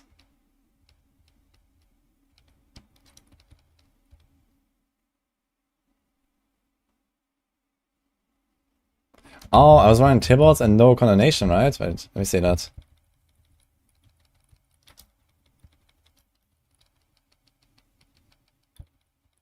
Yeah, there's no condemnation. Okay, so I didn't actually use the bug. Alright. Yeah, I was wondering, because I thought this was like without the bug, and I actually didn't use it. I just ran Tibbals, but no bug. Okay. Alright. You want a tier list? How about I let people actually like work on builds with it? How do we chill stuff? Yeah, Icy Alchemist. Yeah, this is gonna be a really good aspect now. I'm gonna put this in a lot of builds, I think.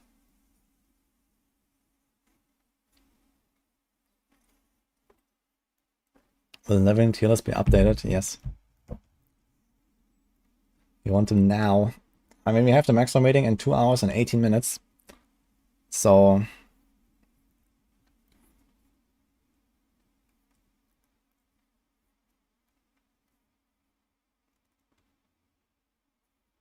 where's the patch group discussion happening?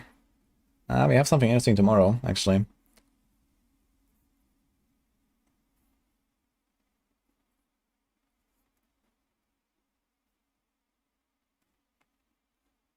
Did it buff the cold damage or chill effect on it? They didn't, like, the damage is somewhat irrelevant, I think. But they allowed it to proc when you just use Shadow Imbue. And you don't have to have the effect already, like chill. You don't need to have chill anymore on the target already, so you can just proc it. And the same for the Toxic Alchemist, you can just proc it and then you get poison. So it's pretty nice. And this build here in particular, you're gonna use Shadow Imbuement all the time. Like, it's gonna have like a base cooldown of like 10 seconds or something. It's gonna go minus 4 seconds every time you go into stealth. You're gonna go into stealth every time you kill an elite. It's gonna be pretty nice, actually. Actually, let's look at the number of elites a little bit in these dungeons. I've never really done that, but it's kind of relevant. So...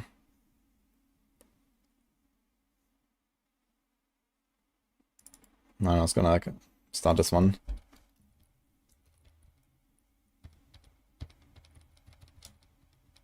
Okay, here we go. So I guess it won't proc from minions. It may proc from minions. I think like elite damage actually works against minions, but I'm not sure if this works. I think there's some other effect in the game that also has some interaction with elites directly. I don't remember which one right now.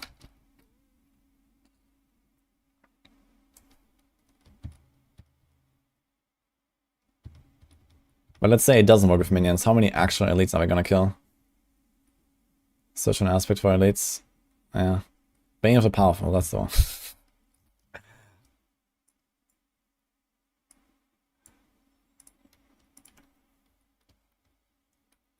Okay, so here's like 3 elites, for example, in this room. So you're gonna walk in here, you like Concealment, Shadow Imbue, press your buttons, then you kill one of them with the explosions. And okay, Rain of Arrows is kind of like a shitty example here.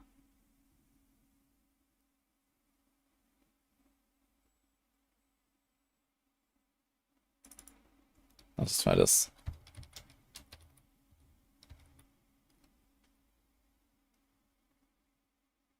But here, there's like 1 elite, there's 2 elites, 3 elites. Actually, let's speed this up here.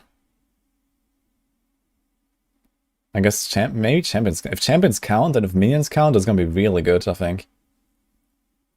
Okay, not that many elites here.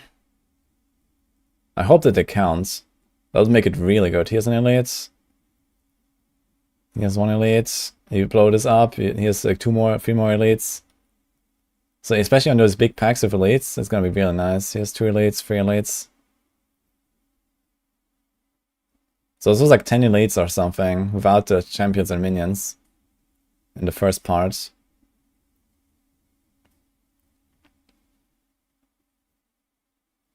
Pension looks so hard to play. It's not that crazy, I think. Positioning matters a little bit. Okay, here's 2. 3, some champions, 4, 5, 6. 7. So this is like 17 elites or something. So you get 17 concealment resets. And the entire dungeon was how long? Here's the start. So 1, 2, 3, 4 minutes. So in 4 minutes I got like minus 3 minutes of cooldown on my concealment if I was running the new aspect. Not bad. And this includes the boss fight, actually. So, I mean, boss fight is pretty fast here, so let's say 3.5 minutes. So pretty much, you can use concealment very often, man. Like here, how would you play this? So you walk in, here, you press Shadow Imbuement, Concealment, you press Shadow Imbuement, Concealment, right? And then, how does the Night Stalker work again? It's like when you enter, right? Entering stealth reduces active cooldown of Shadow Imbuement by 4 seconds. Okay. So you're basically gonna attack this guy and then let the blade follow you into the rest of the pack, blow everything up. You go to the next pack, it's gonna be ready again like 5 seconds later.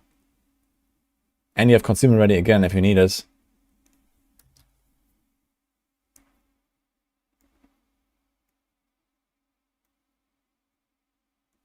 I mean, if you really want, we could remove Might and put the stealth aspect here as well. Dealing direct damage to a dazed enemy with an agility skill grants stealth.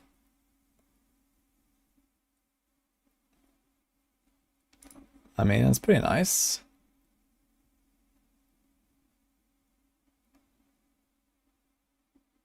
Yeah, I'm gonna daze everything all the time anyway with Twisting Blades. And like, you know, in this case, for example, like you walk up to this guy, we attack him, and then we dash through him and we enter stealth again. Then we press concealment. I think this could be pretty sick, actually. The common points still be the go-to. For many builds, yes, but not for all builds. You can definitely make non-common point builds now. I just made a exposure, preparation, rapid fire, death trap combo. I think that's gonna be kind of nice. For Twisting Blades, I think generally I would still run common points, because it's relatively easy to keep your resources high with like Shadow Imbuement and Ravenous Aspect, for example. Or Umbral, if you want to do that.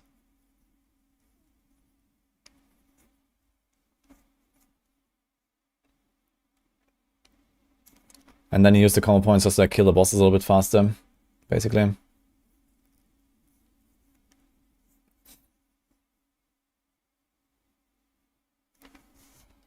Okay, let's close this.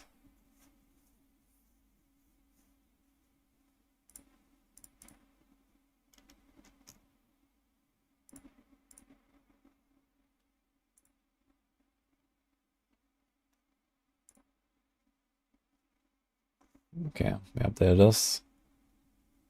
Yeah, I think this would probably be what I'm going for. We have the Condemnation here. We could do Asheras if we want. Go fast. Shira is also kind of nice. How about Ashera? It's 40% attack speed, bunch of movement speed on kill, lucky hit, crowd, basic. Nah, the stats are pretty bad, to be honest. But it is 40% attack speed.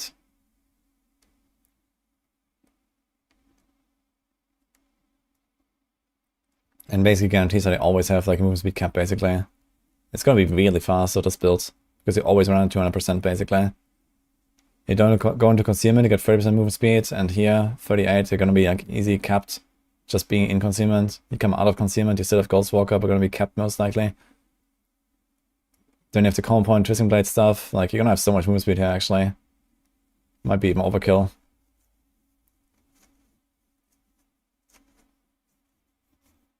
Okay, I'll talk about class tier list after the meetup. Probably gonna make a video or something soon, yeah.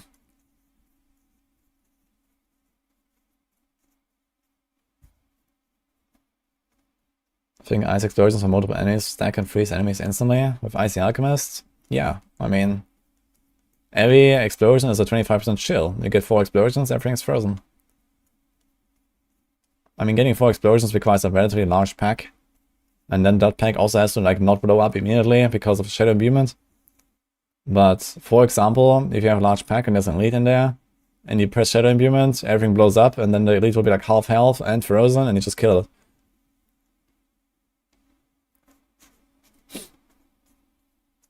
Shiraz still has the basic skill damage. Yeah, I'm not convinced of a Shiraz really. I don't think I'm gonna put this in there.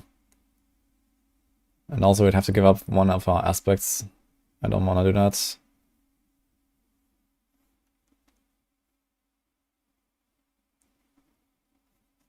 But actually now we can run Expectant, I just realized.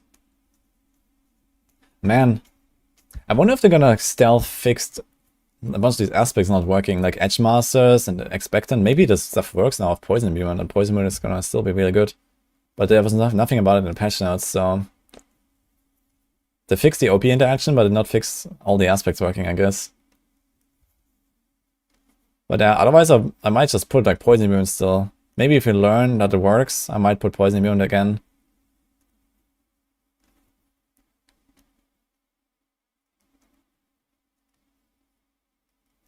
Will basic build be viable for Rogue? Nah, doubtful. All the basic attacks do very little damage on Rogue.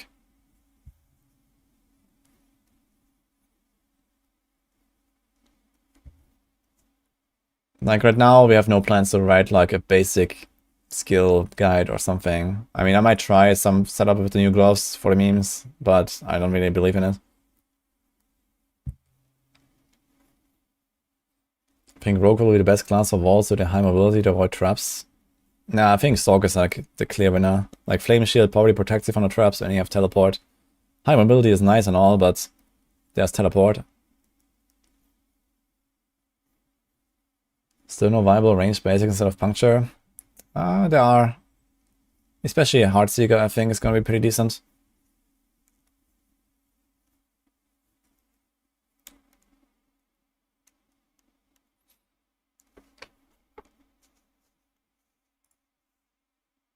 So this was the 100 with uniques, right? So we have Tybalt's Condemnation. Okay, so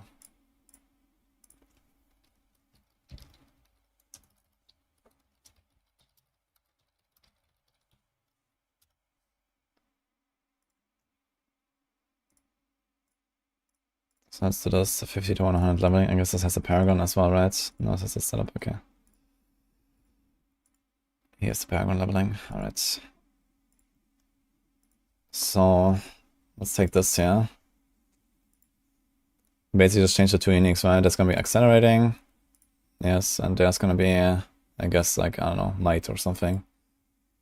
We have cheats there, but it's gonna put might instead.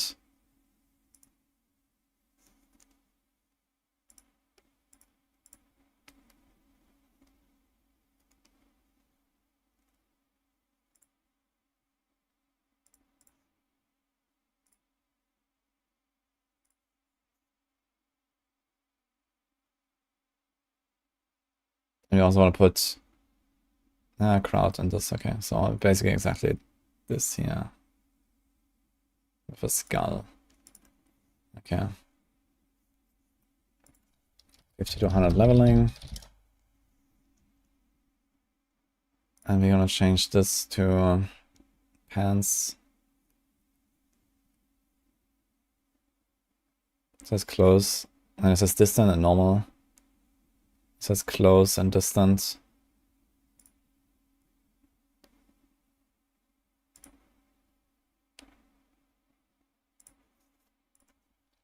So might. Might is nice. Okay, we didn't do the codex thing. So what changes here? I guess the new aspect is going to be in the codex actually, right? The new aspects are always in the season journey, I believe. So let's just hope we get it somewhat early with the concealment. Okay, so what do we go here? There's poison imbue. There's energizing, ravenous, blade dancer, expectant. So I think this is gonna become blade dancer. It's gonna become edge masters.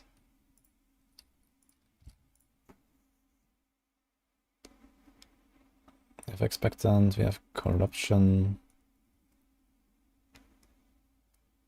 So remove cheats and we put the new aspect here.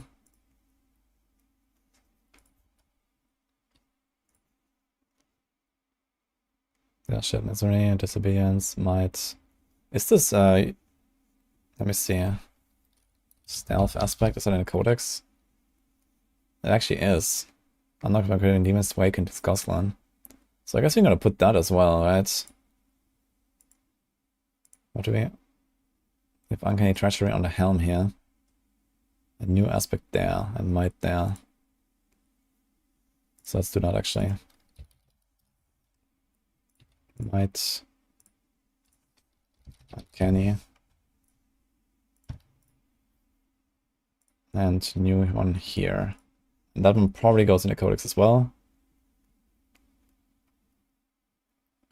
We have poison imbuement here, we don't need that anymore. Can do armor. Or actually life.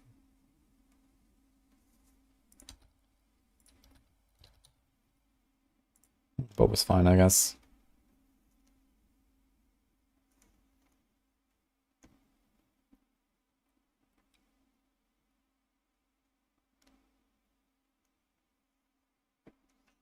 What do you want to prepare to get a good start? I'll make sure I have all of you in now and done.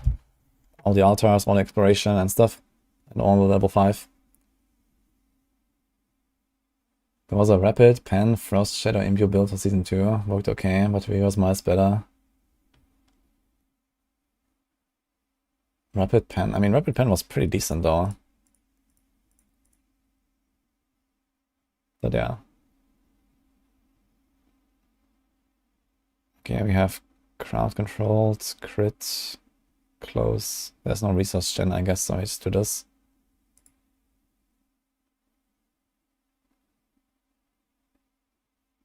And I think here we have to adjust the skill tree, so remove this stuff.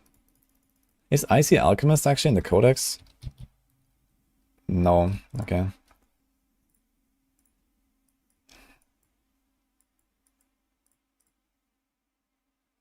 So we do the vulnerable. Okay, this.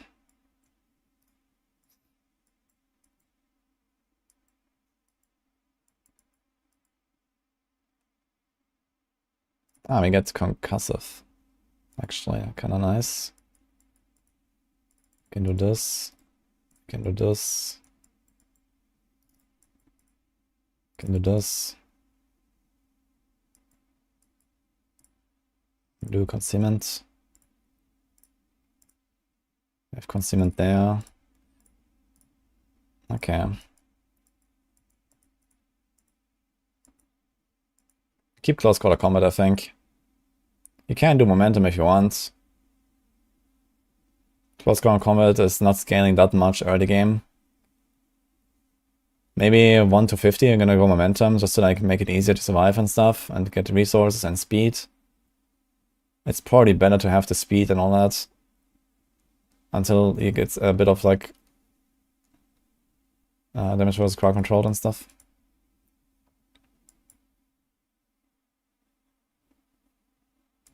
Any class recommendations for a new season? Yes. I mean, Barb is by far the best class this season, if you want to play OP class.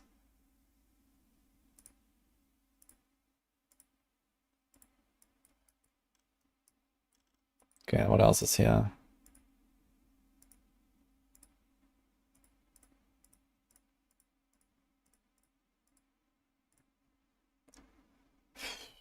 Okay, so we changed efficacy, right? So it's gonna be Night Stalker, and we don't really change much else.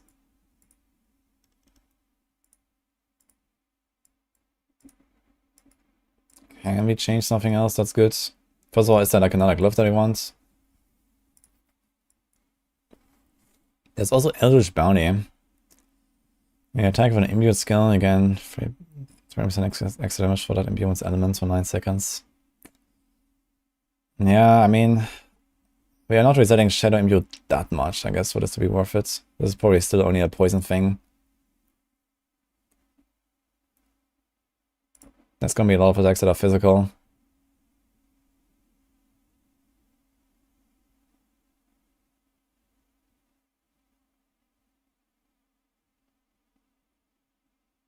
I think we don't want another glyph, this is fine. Is there any other stuff that we want here? Damage to healthy, that's really nice, for example. But far away, 2, 4, 5, 12 points.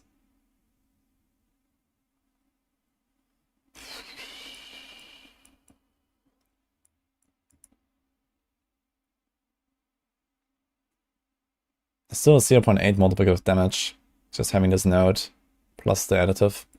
It's probably okay.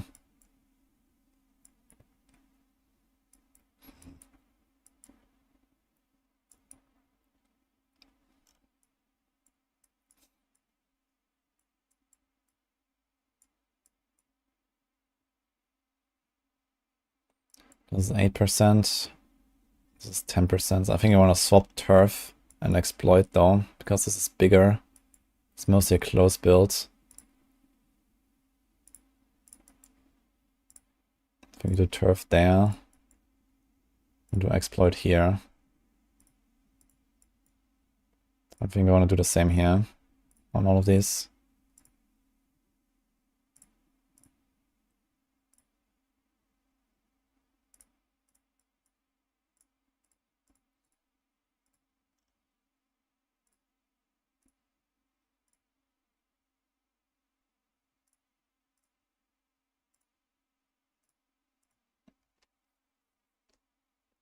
Was the bug that made Barb so strong? There was like one bug really, and then the snapshotting stuff, but even without the snapshotting, Barb was ridiculous. But yeah, they were like a bit better than they should be. The rest was just like bad balance. Charge Barb number 1. Yeah, Charge Barb is gonna be fun, man. Charge Rent is definitely something I want to try.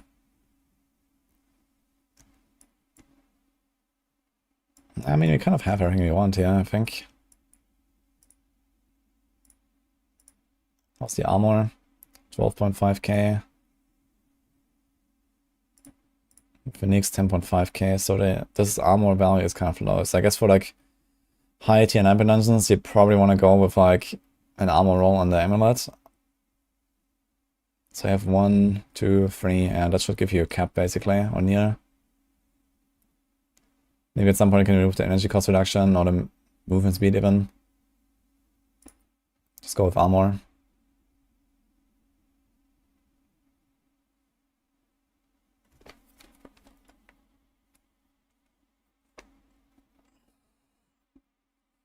Any of the ranged uniques worth of the offensive aspect trade-off? Yeah, Sky Hunter is good.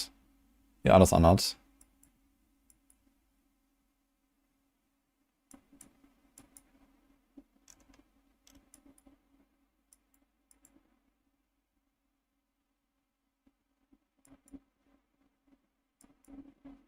Oh, right, you can actually play Tricks of the Trade now for higher tiers as well. Look at that. Okay.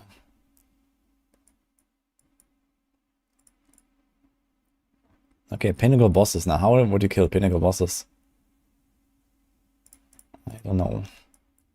First of all, let's see the leveling. We have closer. We have turf in the right spot. We have exploit. Okay. And we have efficacy here, so I guess that's just gonna become Night Stalker. Which actually comes very late.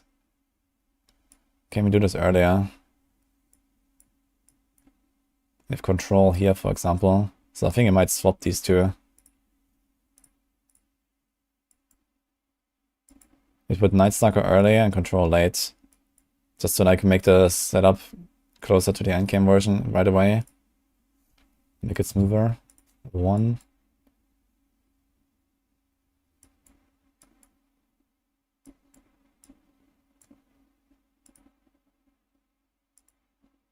Same here, I guess.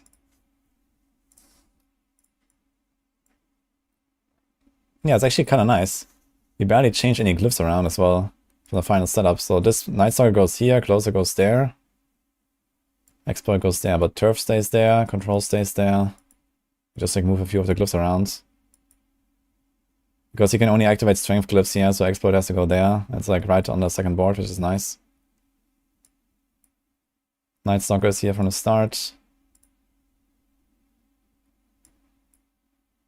Okay.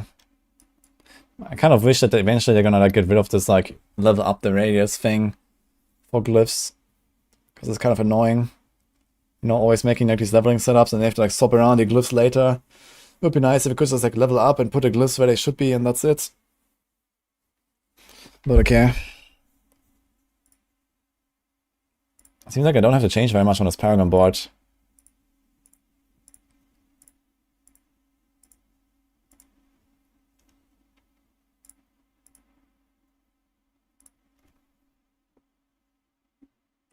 Need me on Rogue World first again this season. Yeah, I'm kind of tempted to start Rogue with Penarnef, but I'm also tempted to try another class for the race this time. So, probably gonna do Barb.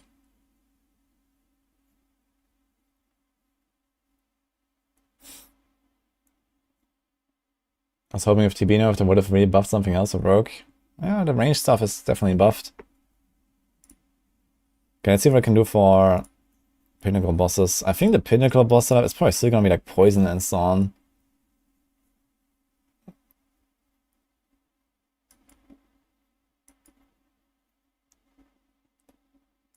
So I think I'm gonna do like Close. Pestilent Points. Yeah, so I think it's gonna do like much less damage, but we're probably gonna still play the same setup with Poison and everything.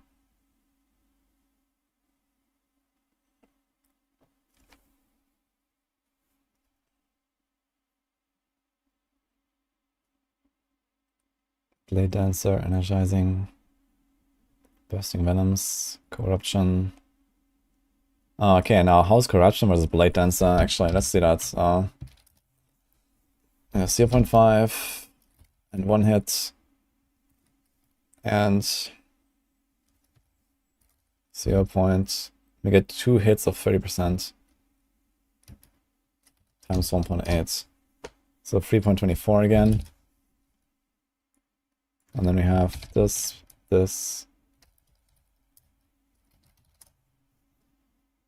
Okay. Yeah, so Corruption on a two-handed is better. If you care only about Poison. So we're probably gonna keep this almost exactly as it is right now.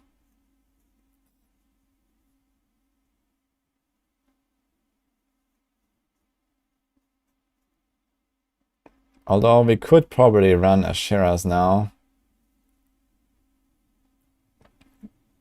Oh right, we have Condemnation there anyway. So we're gonna remove Condemnation and go put Asheras. I think that might be just the strat. Condemnation is useless here. You get a big lucky hit, you get above crowd control. Get above close. I mean, you have like 80 dex, 40 all stats, like 10% DPS, 13%. You get a pretty good aspect though, 30% attack speed and a lucky hit is kind of nice. Gives you consistent bursting venom procs. You have Might, God Slayer, Tibalts. How do you proc Tibalts is a question.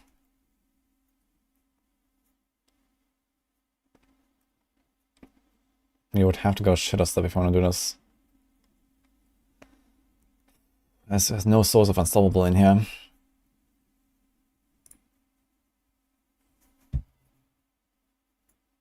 Are we getting bow builds?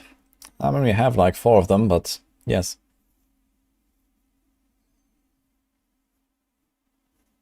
And I just made a new one as well with Rapid Fire Death Trap.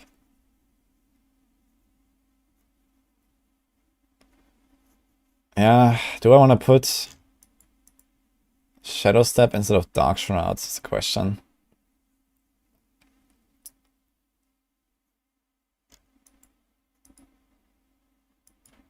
The answer is probably yes, actually.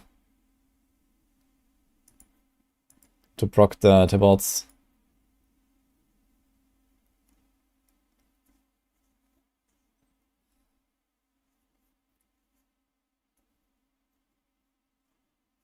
Yeah, well done, thank you so much. Appreciate the 6 months.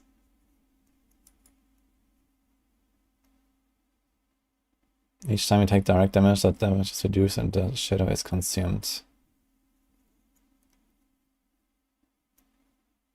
So actually, this makes me realize, do you actually get damage reduction for dots of Dark Shroud? I've never tested that. It says that damage is reduced from the direct damage. So maybe it doesn't even work against dots. I never tested that.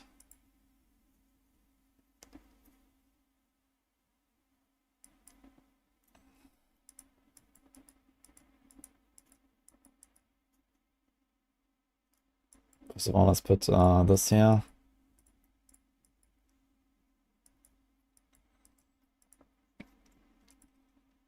Yeah, I think we're gonna put Shadow Step so we can proc table as well. I think that's too important.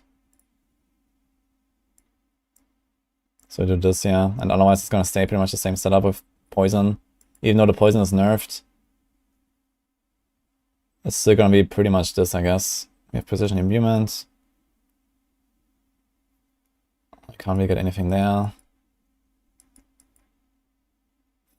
But yeah, you have 9% crit. How much crit is this here in general? 44.7, so it's like 43, 53, 54. That's still pretty decent with blinded poison implements. And you can get extra crit. I think you can get 15% extra crit from the pet, by the way. So what kind of pet would you run here, actually? So definitely the crit one. I don't think you care about stagger or something, but maybe you're gonna have like a pet that gives you like extra damage or so. What do we do with the pets? Yeah, probably 45 for damage reduction. And just get Evernight real quick, +4 to all skills, easy. Could do resource maybe to spam your TB a bit more. Bleeding, poison, does swift. Yeah, not really much that actually helps you on bosses, I guess. Efficiency for sure though.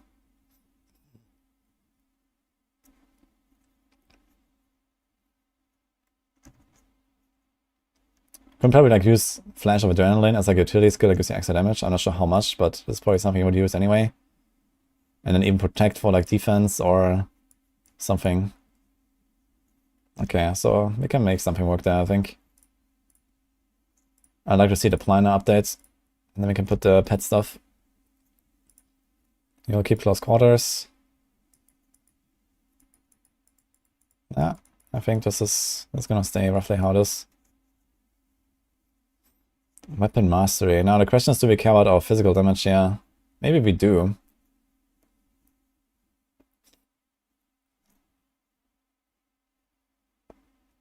Maybe we even go with like X-Files ring.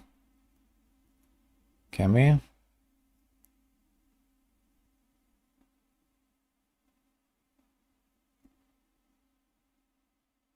don't really trust it on single target, honestly.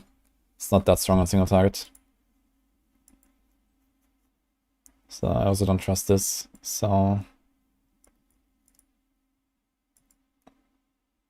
I got Malice. Yeah. Okay. Now for the T100 Diamond Dungeons, what do we do? There's a Smoke Grenade and Poison Imbue. And X-Files. So this has this X-Files threat. Do we still do this? The answer is maybe yes. Do we have some footage of this?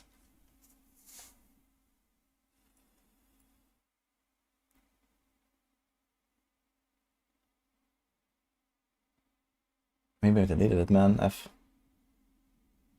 I do have my Twisting Blades character though. I can log in and try.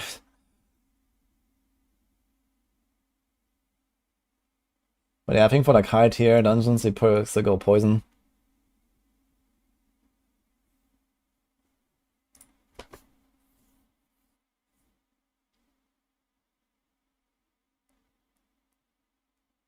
Is range really going to end up better than TB this season? I'm not sure. TB might still be faster than anything else. Because, you know, the nerfs, they don't really affect you much when you do like low-end content. The boss fights might be a bit slow once you go to like tier 70, 80 plus or something. But for any kind of like, speed farming, TB is extremely good. It's actually better than before for speed farming, I think. Even though damage is lower. Because now you have this like shadow imbue tech with the concealment and stuff.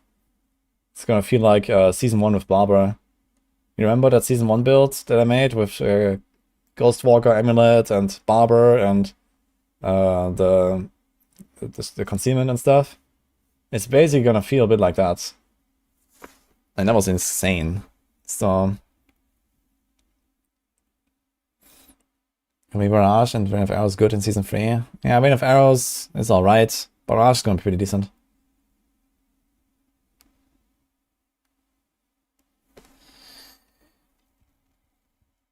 Do we not use Umber's Aspect anymore? For Twisting Blades, no. Like, I tried Umber's Aspect and stuff, I was not really a fan of it. In like these melee builds of Puncture. Like, Puncture alone is just not great enough to give you Umber stacks.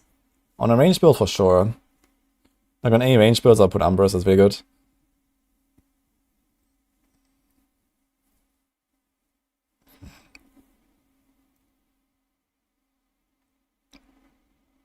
We have Shadow Misery there, we have Cheats there. Turf, Efficacy, Diminish. Yeah, I think the strat is still to play Poison for the high tiers. I'm not changing this, I think. It's just gonna be weaker, like a lot weaker. But if you want to do a high damage output, I think you play Poison anyway, so... Yeah, I still have the X-Files Explosion, so as long as you get your Poison procs, it's gonna feel pretty good. Actually, I have Coronation, so it needs to be Ashiras. Just like the other one.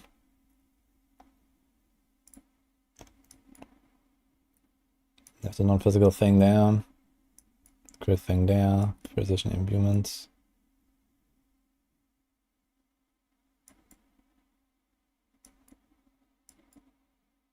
We have the slow, we have the daze. We can do concussive actually now. Wait a minute. We can also keep the smoke grenade, I guess. Don't need this. More crit is gonna be useful for the poison there, I think.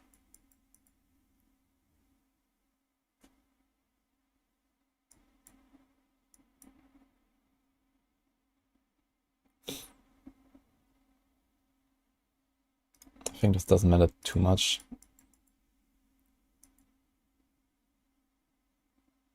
If you have like 5 poison enemies, 5% attack speed. Single target's like 1%. I think it's okay, yeah.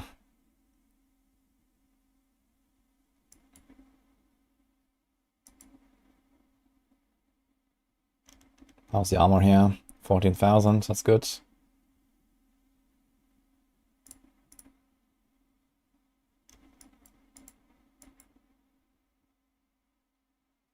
Okay, I think this looks overall fine.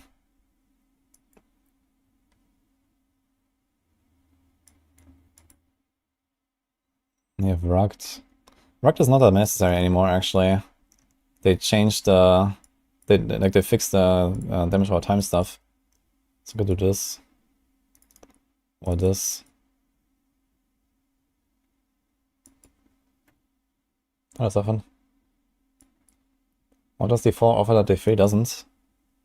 A lot more content and interesting builds.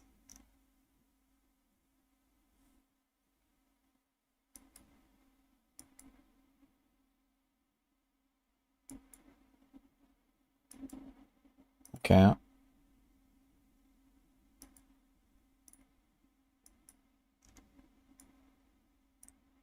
Is there another glyph you might want to add here? We have control still. No. Man, I wonder if they're gonna fix this. They didn't put it in the patch notes, but I wonder if they fixed like all this, like, cutthroat skill damage not working, some of the aspects not working. If they actually fixed that, then this poison stuff would actually be kind of nice. You can like definitely put in like 1 or 2 other aspects or something. But yeah, we'll see. Where's Artillery? Could be something. This is rare notes, this is magic notes, 15% damage. It's only reduce physical damage taken from vulnerable. Maybe I'm gonna put versatility. Actually, we need to put tracker. Wait a minute. Tracker is kind of OP now. Increase damage to poison targets.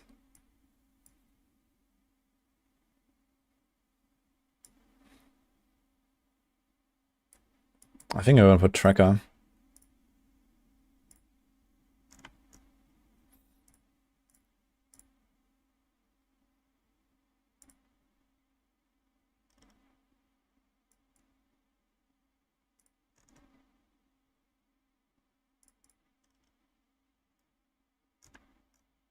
Mm-hmm. You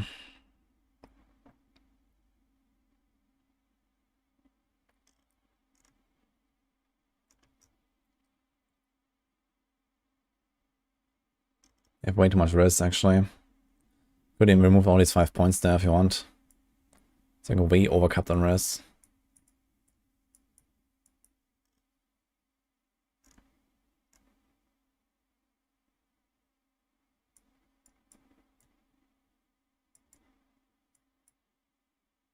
If you just could get some more damage here. 1, 2, 3, 4, 5, 6 points. It's gonna be a lot of additive there.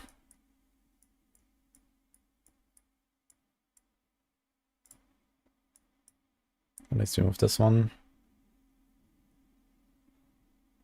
Okay, we don't hit this requirement. We do hit these though. Yeah, tracker has become really good now because there was apparently some change in season 2 and that made it really good. So we're gonna go tracker.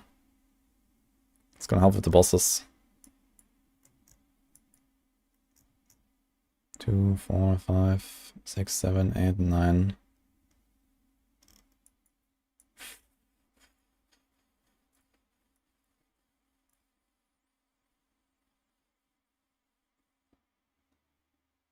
We have Bane.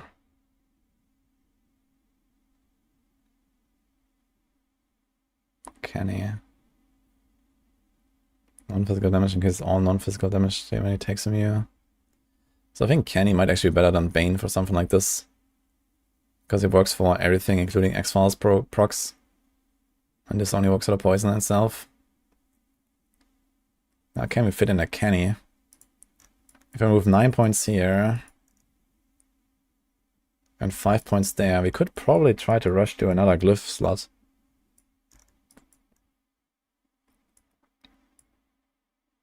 Potion healing, imbued skill damage. We don't care about this. We don't really care about this.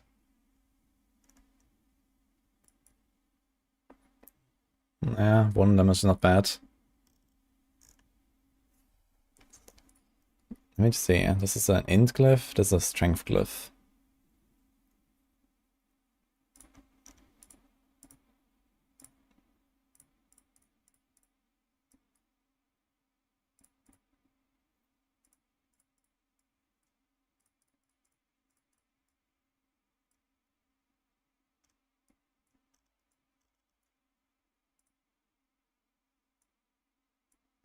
Where's the closest exit?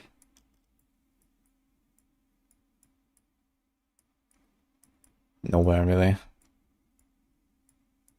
Because we want to move this, yeah, this will be 2, 4, 6, 7. We don't really move up there, so 2, 4, 6, 8. Okay, this is way too far. Everything's very far. 2, 4, 6, 8, 10. So I think it might actually have to go up here. So maybe we're gonna put the glyph there. So how far is this now? 2, 4, 6, 8, 10, 12, 14, 16, 18, 20. So we need something like 30-ish points to make this happen. That is a lot. Let's delete this. Let's try it.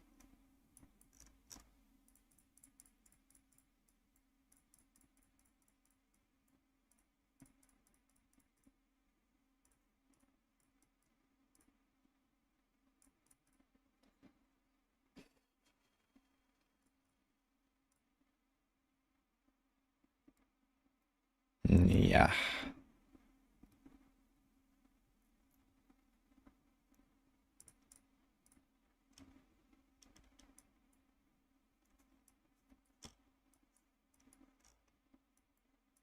We can remove this, and this,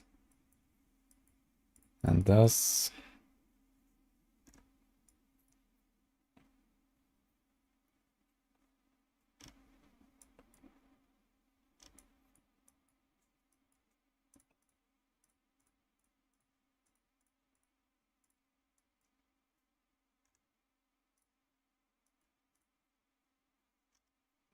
Okay, 8.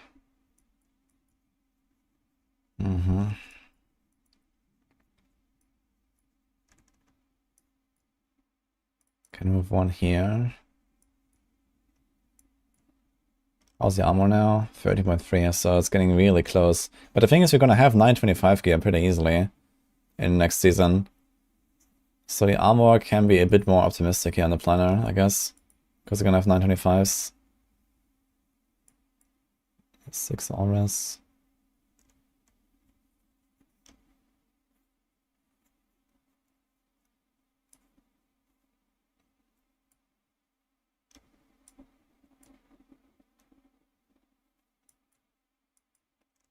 I can also do some stuff like get this instead of this.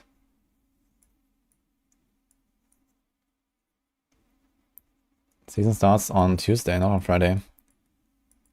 And before they do things a bit weirdly.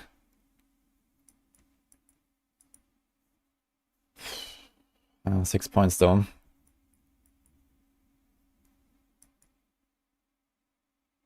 Kinda tough.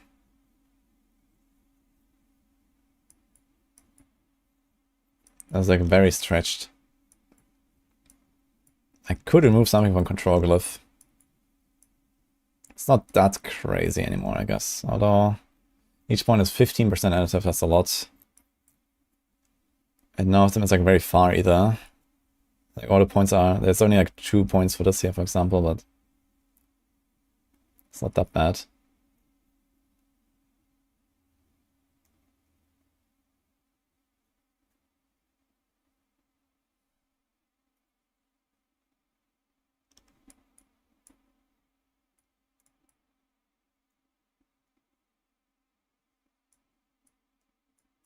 Damn it.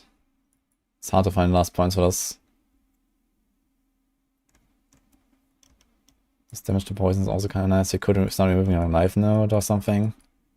I have 1.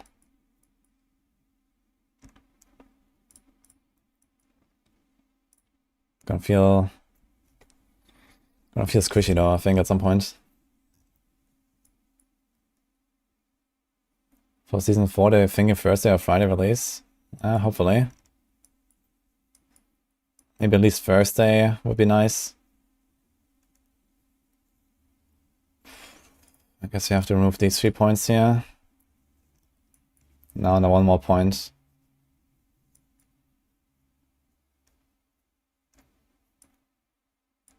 So much travel in nodes here, man. Holy. It's kind of sad because right here, there's only 2 to get there. For suffused resilience. Get some res. Actually, can we get away with like just stacking auras? Not really.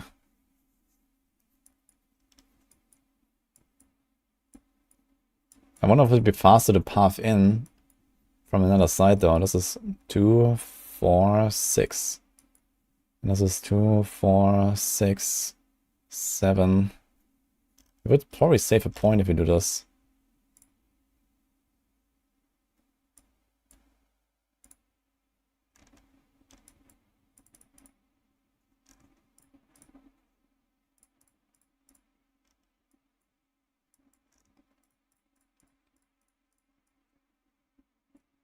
Oh, look at that.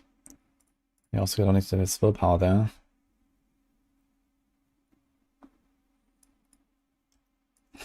Maybe we do this. How does it compare? My armor is minus 300, almost 400. Not too bad. What else did we change? We have less life. So this is 12.8. This is 40.3, so it's like 10% more life-ish.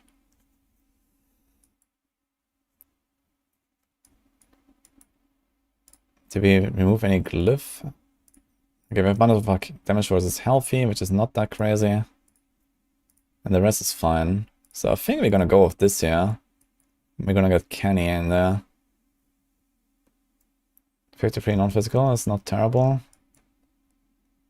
Well, the thing is we need actually only 2 more points here. Can we get those two? It's a lot of additive that we can add.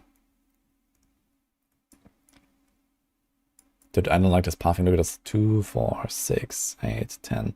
But I get a legendary note for it.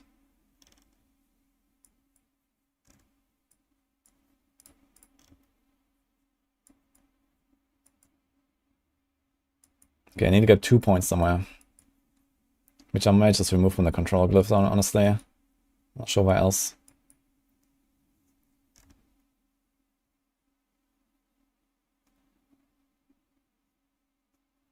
I can't remove any of these because they're all for pathing.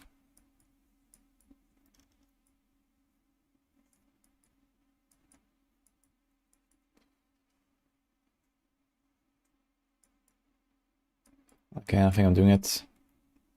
Where's the control? It's fine, I guess. It's like minus 15 additive there, but you gain 20 here, and it works all the time.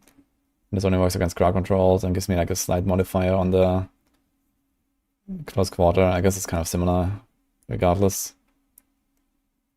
I'd actually still like to pick like these small notes here, 5% non-fizz, 5% non-fizz, 5% non-fizz, but I think we're really stretching it now. Unless you remove something like the all res here. I mean, if you have enough res from the other sources, you could probably move those 3 points and pick up some more. But it's like pretty minor. So I get this 1 point here for the 8. Okay. I think RF pen will be S tier. I don't think I'm gonna put any rogue build in S tier.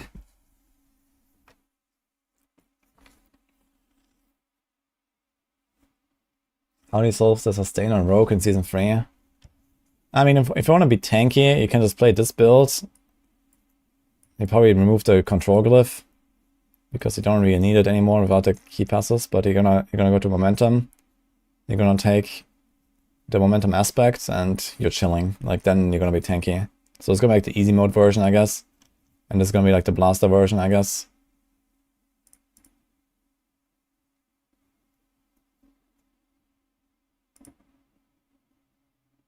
So actually, I just overwrote the old T100 there. Okay.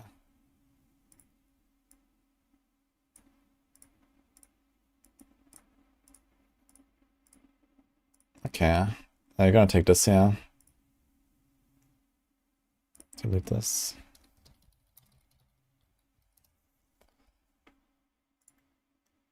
And this was our boss killer version, right? Pinnacle bosses.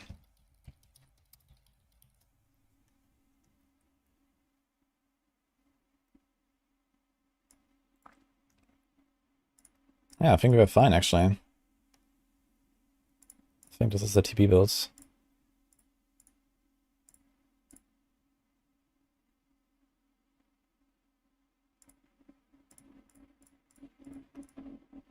Yeah, so Pinnacle bosses and T100s, you're still gonna go with...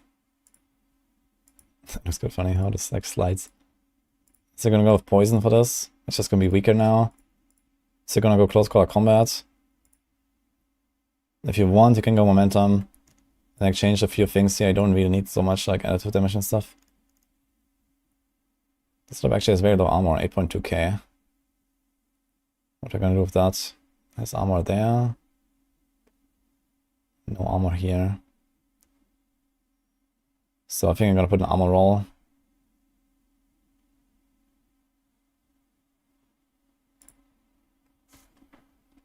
Instead of the resource roll, actually, I think. Like this, they're chilling on armor.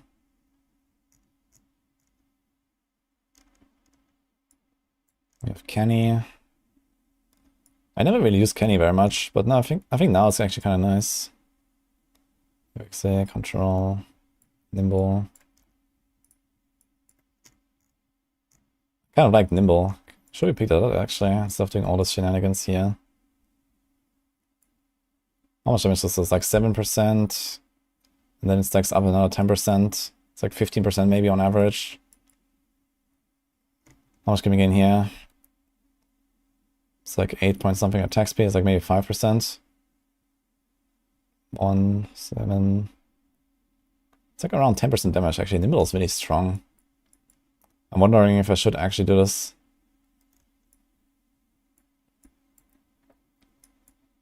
Is there any other stuff you could pick up? You could get the life back again.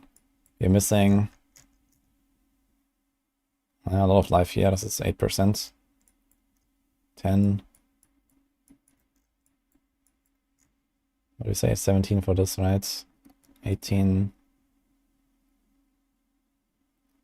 20. This part here is around 20% damage. I could get around 10 here. And then 11. Okay, let me try this again. So add a variant. I'm gonna try one with nimble.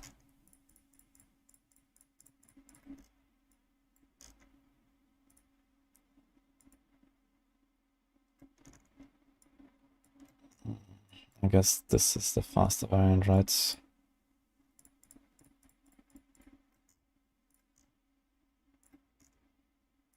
I'm gonna go back without the glyph.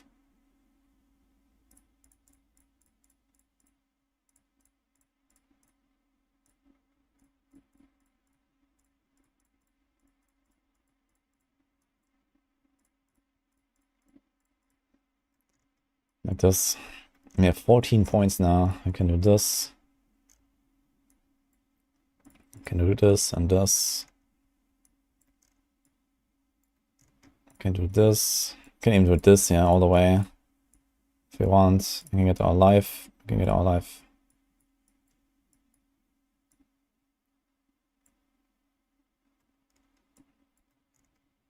We can get this, yeah.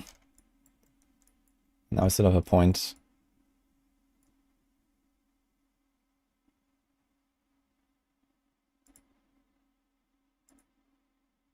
I guess it doesn't matter.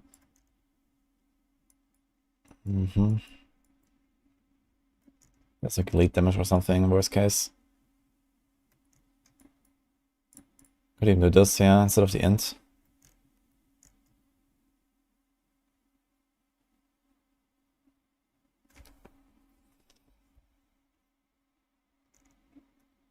It's actually like 1, 2, 3. How is this if we change this around a little bit? Get 2 points, 3 points actually.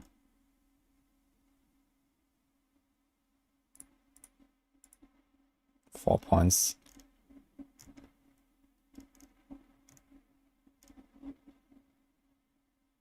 It's maybe not so bad.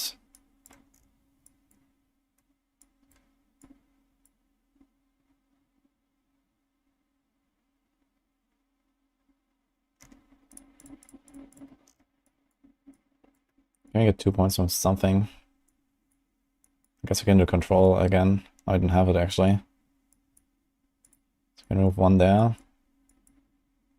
And 1 from the elite. Okay, let's compare this, yeah. This might be better. So we have nice life again. I think it's like relatively similar to what I had originally, but I just realized that I didn't have nimble there, I think, so.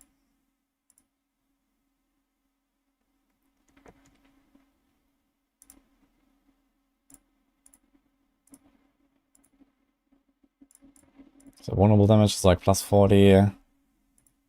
All damage is plus 20, so this is like already 5, 6% damage. We lose 9. Attack speed is like 8% more. It's probably like 5% DPS. Yeah, I think this is just better.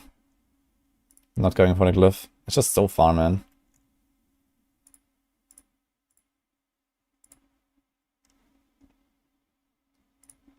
The armor is probably similar. the same actually. Exactly the same armor, that's funny. And you don't have to deal with the stacking as well. Like with Kenny, you have to like stack it up. So I think I prefer this one.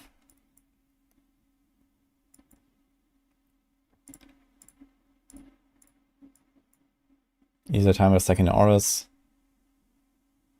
So they need like really good rolls and stuff either. You can have really scuffed rolls if you want.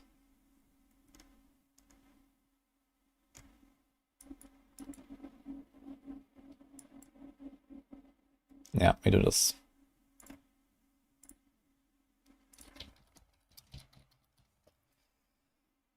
Let me just check the pathing real quick here on these others. So we have this weird pathing here. Just to get this one node. 1, 2, 3, 4. Yeah, we get 3 points out of this. I should do this. I think. Now what do you do with those 3 points?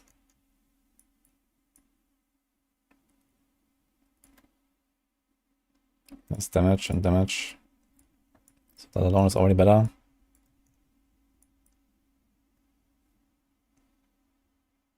Coming out of consumer resistance thing. Yeah, that's gonna be here on the chest. The new aspect is not in the planner yet, so. A little close there as well.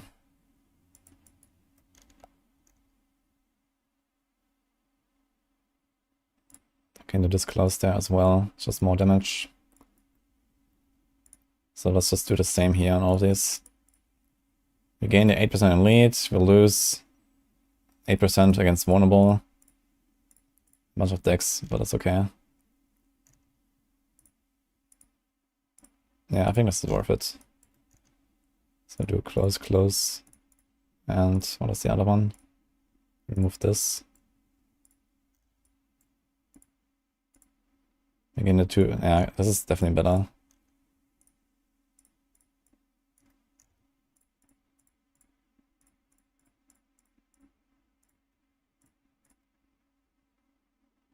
Okay.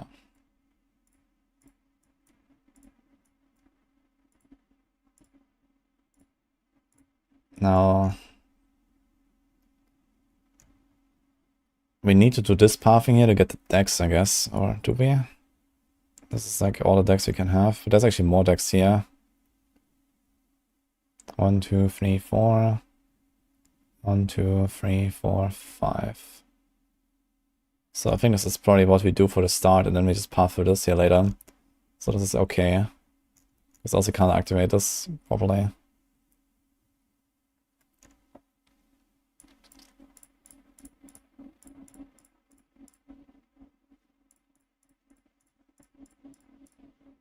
So here we have 12 points.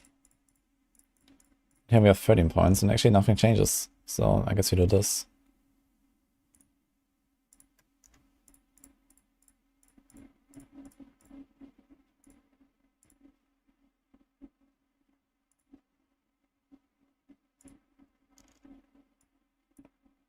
Okay.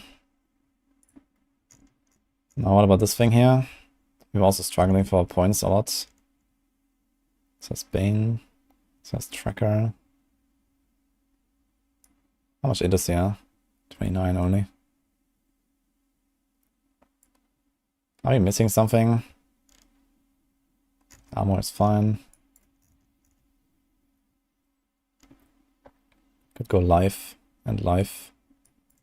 So can I do the same story here? I think we can. I get 4 points.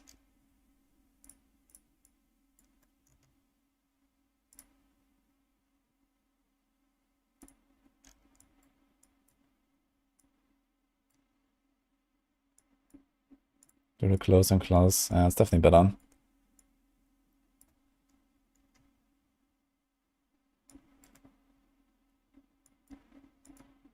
And just skip that one strength node there because it's too far. Get very nice strength. I have like a lot of extra life. Against pinnacle bosses can be nice. I kind of like this optimization. Okay, safe. Just in blades.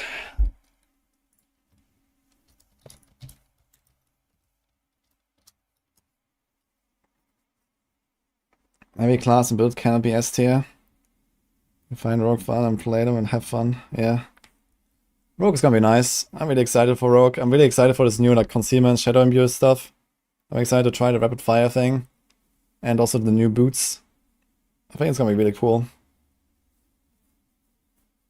Sponsored LE stream at launch.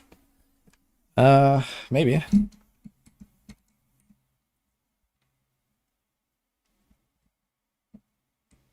What rapid fire thing? I made that earlier. Rapid fire death trap is the build I made. We're gonna use the new unique boots and the new aspect for concealment. Exposure, preparation. I think it's gonna be really cool. Looking forward to that one. Let's see how it will go.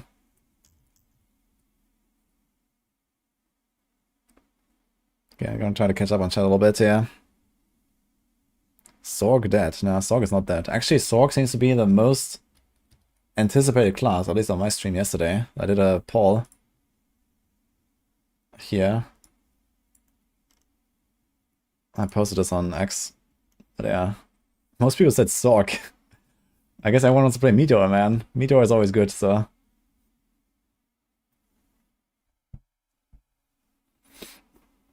Probably Druid again. Chief Troll Officer.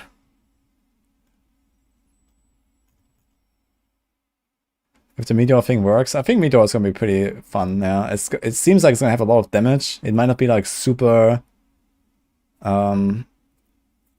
super fast potentially, but with if you combine this with like Fireball, I want to do like a Fireball Meteor combo. So we're going to finish Theorycrafting this.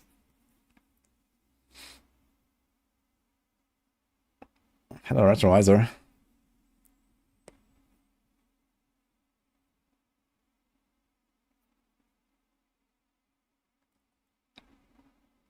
It looked visually satisfying, yeah.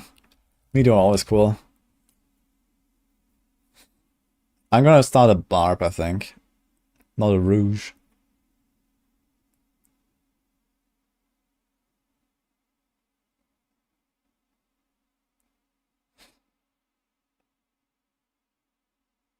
Charge, double swing, kapow. Yeah.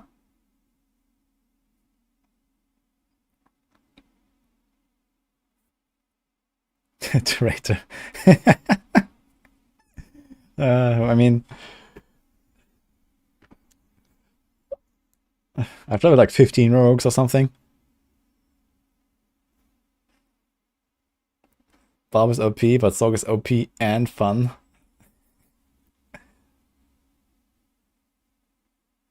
Who's a Sorc main? I mean, I've played a lot of Sorc actually.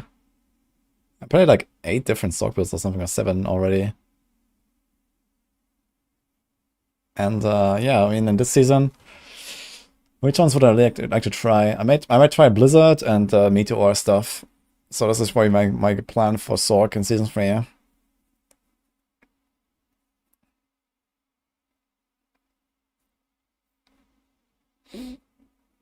I played Thunderstorm Druid last season, and here we go again. If you use Poison Trap and then pop Cold Imbue, does that turn Poison Trap cold? No, you can't imbue the traps. The skills that you can imbue are the core skills, and Vein of Arrows, and Dash and Shadow Step. It says that on the tags on the skills.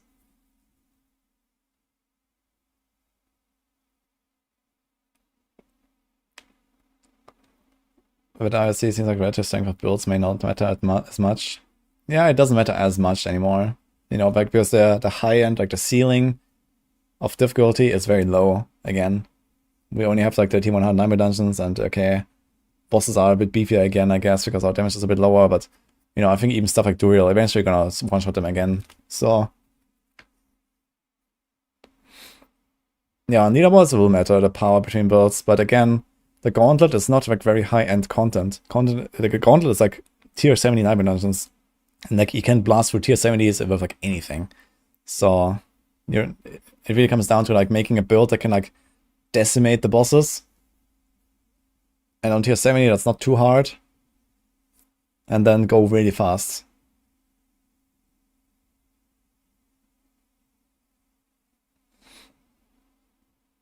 Is it possible to play a pet build now? I think Golem was heavily buffed now. I don't really trust the Skellies. But they did some change to Cult Leader, Paragon Node, and Necro that makes it scale much better.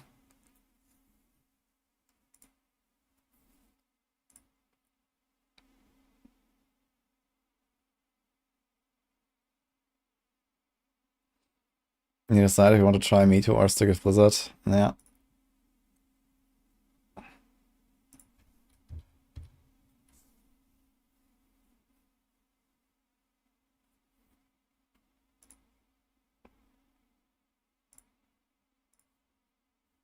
What are you guys planning to play, by the way?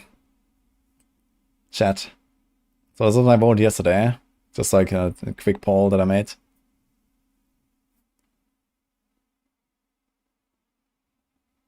Chronomancy is now good with the change.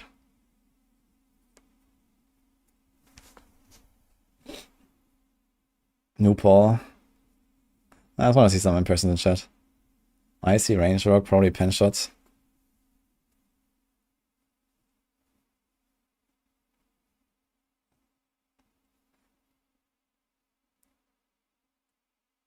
Conjuration Sorc, let's go. Stormclaw, Druid, a lot of Druids, yeah. Pen shot of concealment. Sorcs got a lot of copium from Rob. Why not?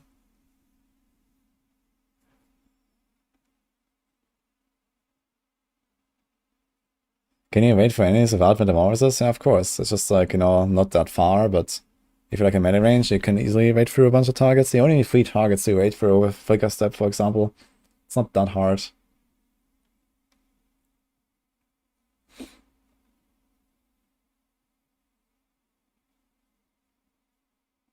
Do you see a problem with Meteor being some kind of random hit and unnamed firing, or does it not matter? I think there's a good overlap between the meteors. Like, it looks like they kind of like, you know, fall really close to each other, so I don't think it's gonna be such a problem.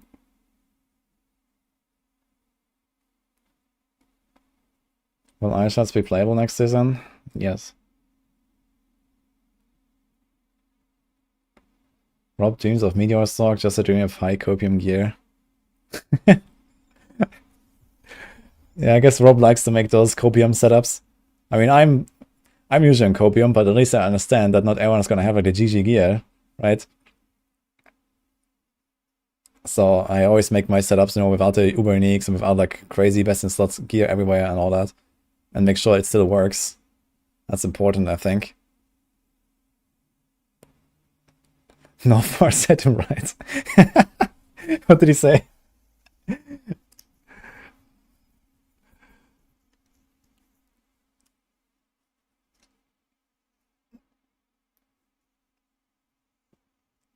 Okay, guys, in case you haven't seen that, we have a little sponsor today, HelloFresh. So I'm gonna give them a little shout out. Exclamation mark.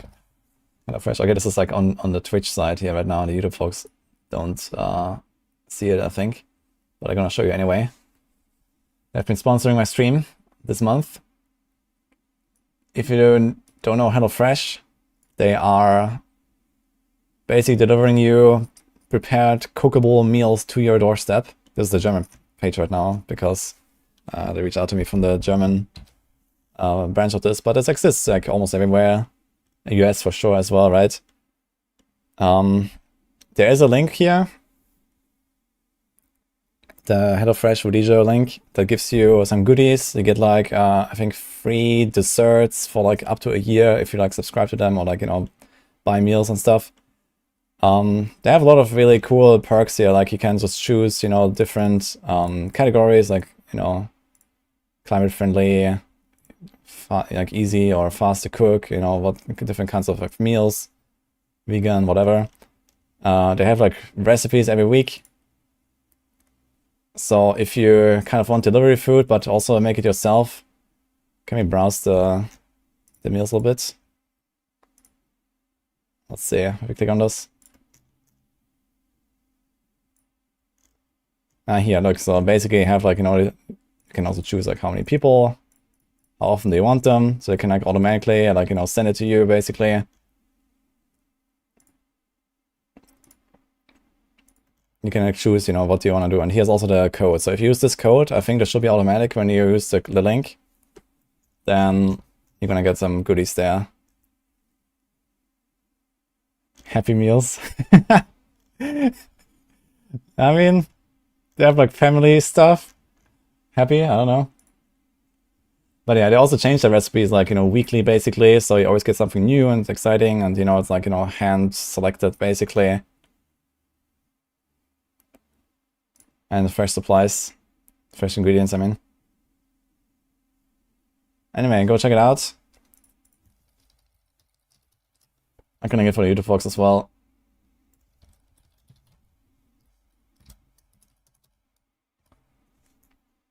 Do they have the Diablo triple down? I'm not sure about that one, but maybe. I think I saw some burger there or something at least.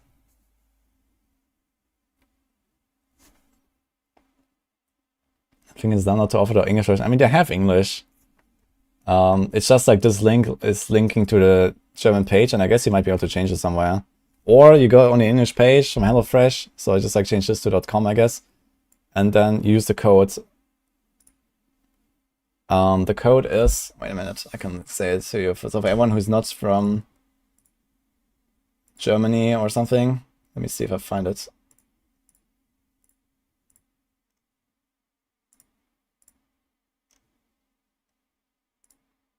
It was there, we just saw it. When you clicked on this, on the stuff. Which one, what did I click on exactly?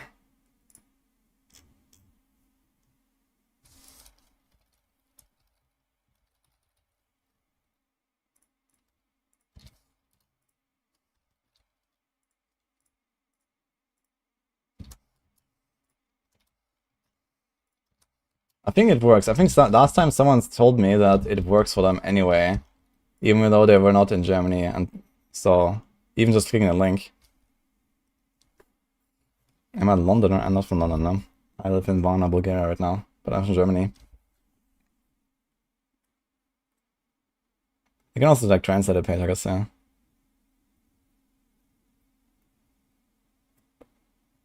Code is copium food. It was there. When you click it, it works.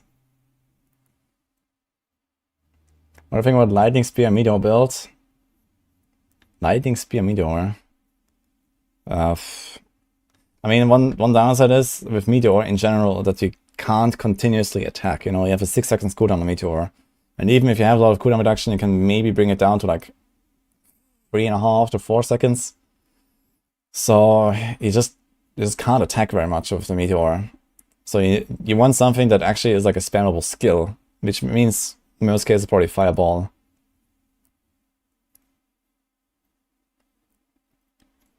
And the first decent, I got it for a few months if you just bang on. Yeah, I mean, I heard really good things about HelloFresh, so from like a lot of people last time also said that when they were sponsoring me here, like I did another stream a week ago.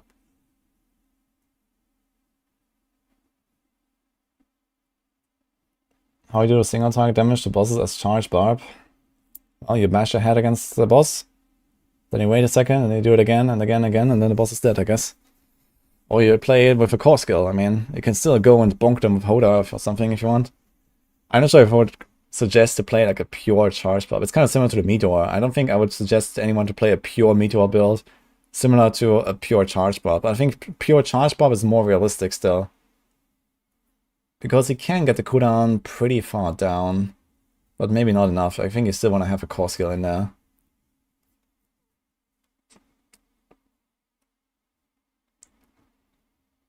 Wonder how Arc-Lash Meteor would play out. Arc-Lash Meteor. Yeah, it will be interesting to see if you can actually make some working hybrid between different elements. The thing is that Sorc doesn't really support that, right? Like Sorc is like, you're so... Like the synergies are all like inside of the elements, right? There's no synergy that goes across the elements, which is kind of bad. I think they really need to make like a key passive or something to like enable those cross element combos. It's just not really a thing right now, which is very sad.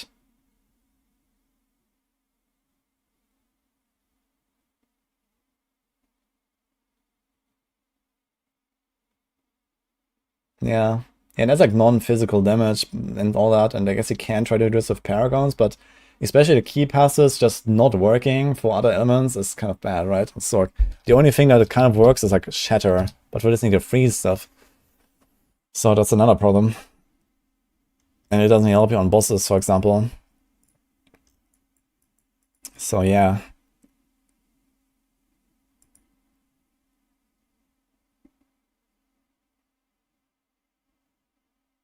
Like all of these key passes besides Shatter just don't work for like multiple elements.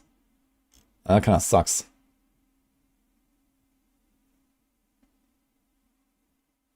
Did you see make Fluffin's items in an E to introduce multi-elements? Very clever. He made like a unique item or something? No, I didn't see it.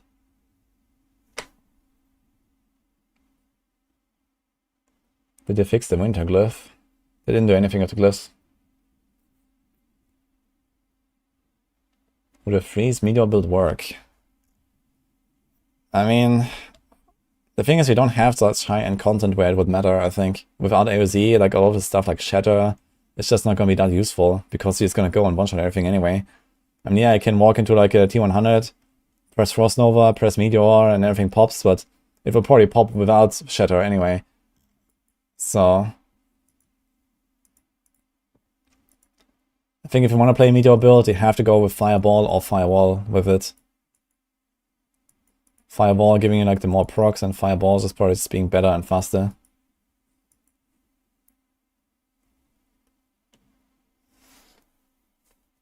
Let's try to work a bit more on the other setups here. Actually, I might want to finish the double swing. Let's finish the double swing first, because it's actually something I want to play myself. So how long can we get the cooldown on this? 13.4 seconds. How much is the base? 17. 13.4. So he charged into 3 enemies. It goes -9. So it's still 5 seconds cooldown. I mean, it's going to be pretty tough to do like a pure charge barb, honestly. I think you always want to have a core skill with it. You know, at least a little bit. Charge is going to be nice and all. It's going to do 350% damage, but I mean, you do a lot of damage with a core skill spam. So I think that's probably how my double swing looks. Still have 4 points on this, actually. I'm not sure what to do with it.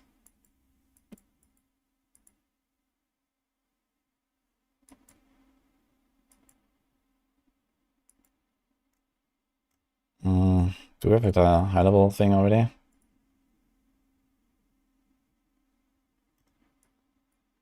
Do we change the skill tree? This.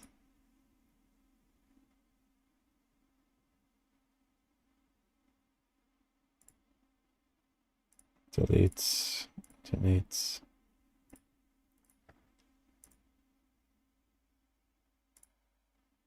Okay.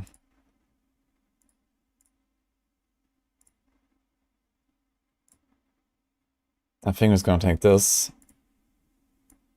Put it here. Copy paste the skill tree.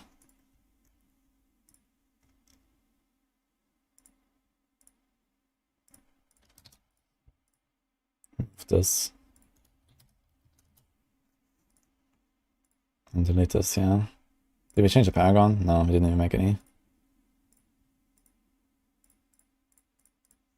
So let's try this, yeah. Let me just change the items a bit, right? So here we had Steadfast Berserkers, Shared Misery.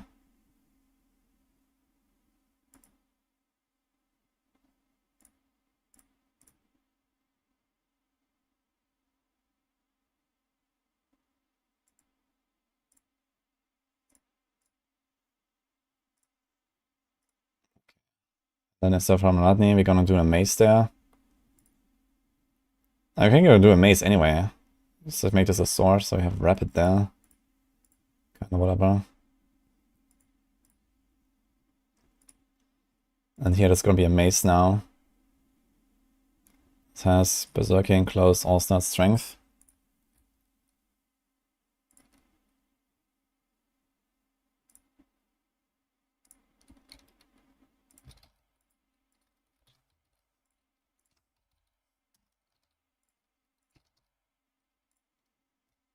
So we did this, and what is this thing? Berserk Ripping.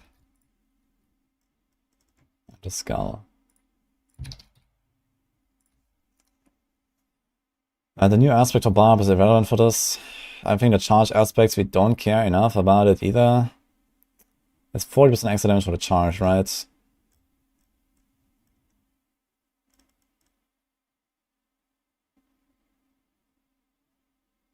Because we limit this rage. Each point of fury generate while maximum fury grants the next core skill, increase damage up to 30.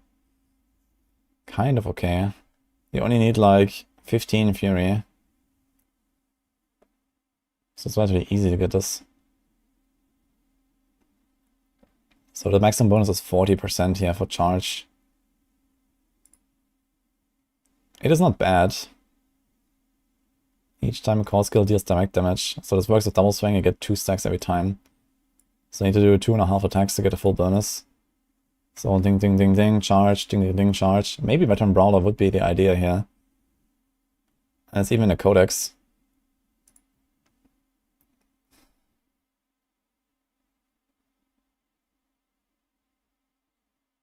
And then do we care about Ancestral Charge? Not very much, I think. Although it might allow you to actually stun enemies much more easily. But I don't really like it, to be honest.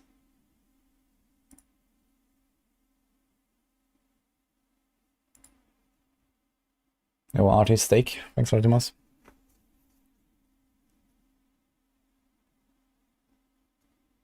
Which cards are going to be cracked in Season 3? Only Barb, I think. So yeah, I think at this point we're not going to Unbridled, we're just going to Unconstrained. And you're going to have like never any issues with your resources. So maybe you don't even need the Berserk Ripping stuff, we're going to do Limitless Rage. Maybe you don't even need one of these, yeah. So it's a 30% refund. Nah, the 30% refund is still kind of nice, to be honest. Refunds 30% of its base fury cost. It's 25. I get like 8 resource back. We need to get some points there. So do this. Can we get one more? You can actually get 9% crit chance here. We can now have our pet with slow. I think I might do a pet of slow and get no mercy if you can. Do this. There's the heal. Which is relatively decent.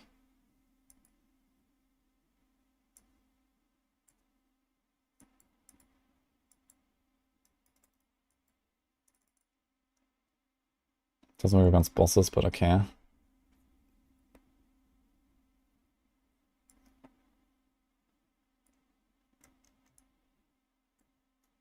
Oh, wait a minute. We have the ground stump, so let's remove the ground stump. Let me do this. Okay. And we also need Wallop and Concussion, so maybe can't do this.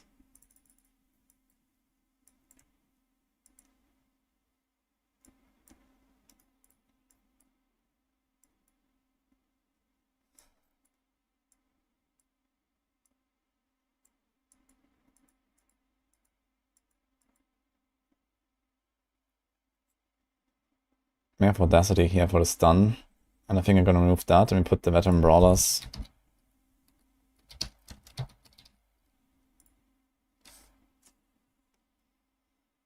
Now the question is, can we go about Unrelenting Fury? You have Accelerating there, and you have Edge Masters. We could also go with the Tornado stuff.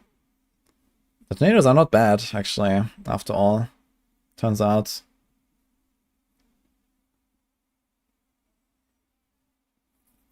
Get a Limitless Rage on this one.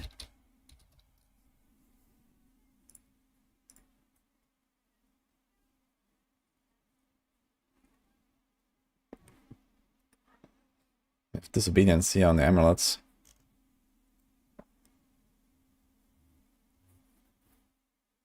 We already have 12k armor. So honestly, I think I just put Disobedience here. Make it an amulet aspect.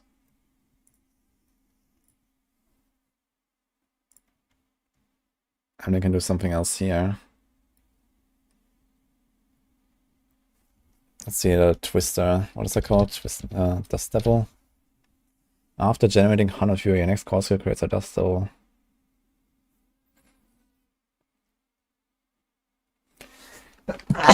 Oh, sorry. I mean, it's procs very often. I guess it should be like every 2 or so. Casting Double Swing twice within 2 seconds creates a Dust Devil.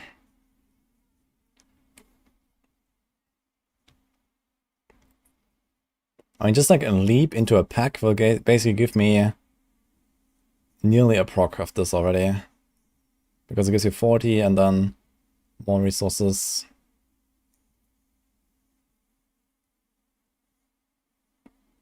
What can I do here first? Probably Barb. Probably this build here. I'm making my season starter right now. Okay, 10% increased damage to stun enemy. It's like a hit 10% chance to gain berserking for 1.5 seconds when you hit a stunned enemy. Okay, the one-hand mace expertise kinda eh. One-hand sword has chance to gain fury. Can crowd controlled enemy. Grants 50% attack speed. Okay. And do 200 axe as always. Is there another good offensive power here that we could do? Smiting. Berserk ripping. Enemies damaged by kick or charge will explode if they're killed within the next 2 seconds, dealing 20,000 damage. Maybe something like Baller could be interesting. It seems like a lot of base damage actually. It's gonna crit for like a million or 2 or 3 even. On high level.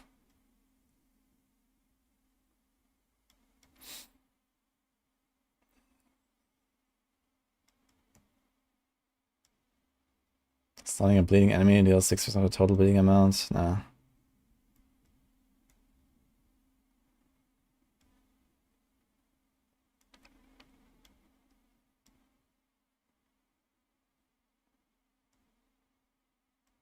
Retribution, considered, expectant, inner calm. So many offensive powers on the Barb. Can just do elements, honestly.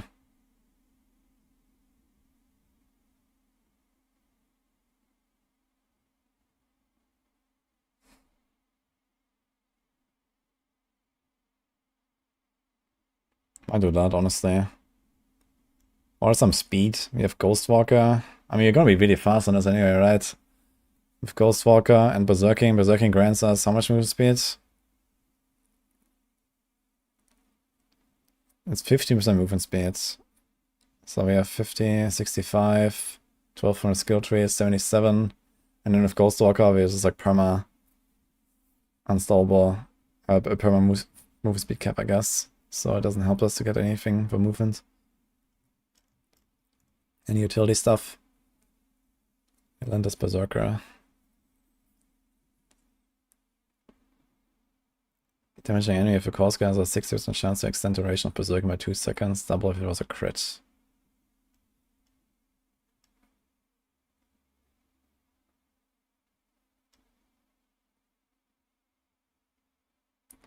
So I can still do Anemia for the stuns. Which right now we don't have actually, so we can run Anemia. Damaging enemy with kick or ground some reset leaps cooldown. No.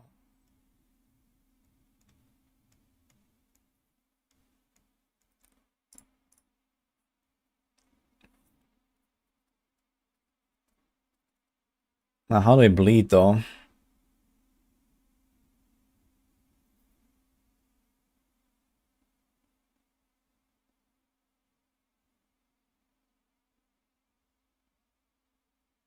I could put Berserker Ripping there.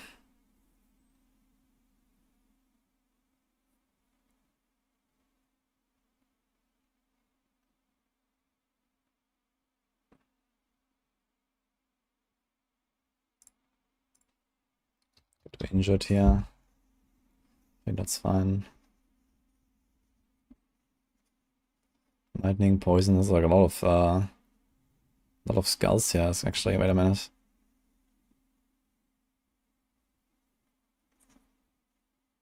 We have cold and shadow, and then lightning, poison.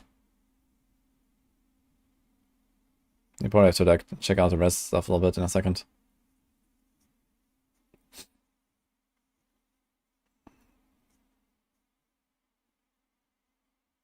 Why not using Selic? Because I'm not putting any Uber Unix into the setups for the start. What do you mean? Just use Selic. Who's gonna have a Selic? Would a hybrid Bone Spear and Bone Spirit be feasible? Yeah, I think this is mostly how you want to play it anyway.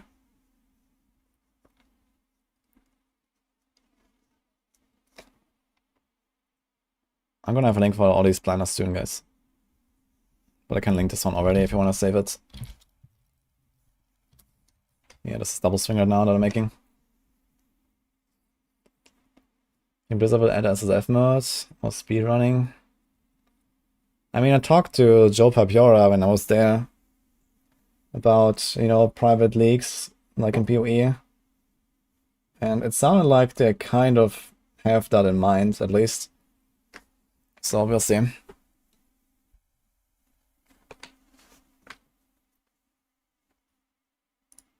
Would be definitely pretty cool.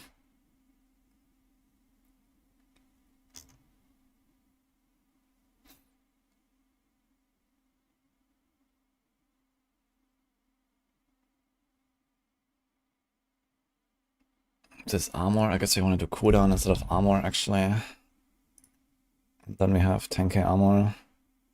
Then you stack it up with disobedience. Now, which one of the two is the better resource aspect, man?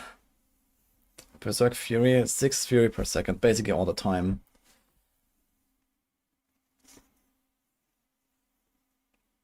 And here, you get 30% refund of the base Fury cost, so it's 8 refund.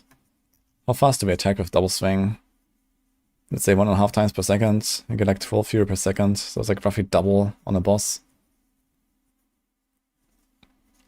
So I think Unrelenting Fury might be the better aspect. And you're gonna drop Berserk Fury. Shouldn't really be necessary. It's also Tybalt's will give you resources.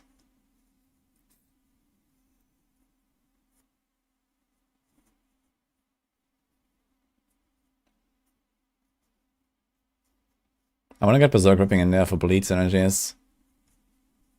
Because I think we have the board for it, right? This is vulnerable stuff. Do we have it? We don't actually. We don't have any bleed here. So maybe we don't care. How far is this? 2, 4, 6, 8, 9. It's relatively close. We have ambidextrous.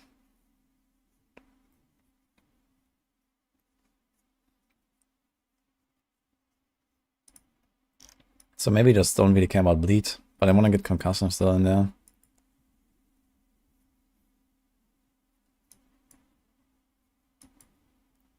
Additional charge. I'm not sure how. You kind of want to keep that Laxon knife. It's pretty strong.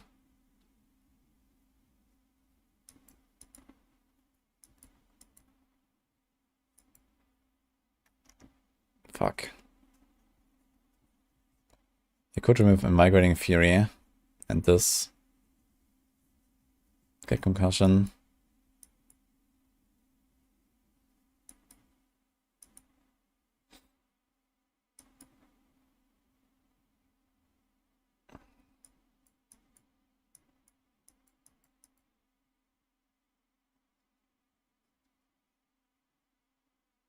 I'm actually gonna have like insane stun chances, I realized, looking at this here.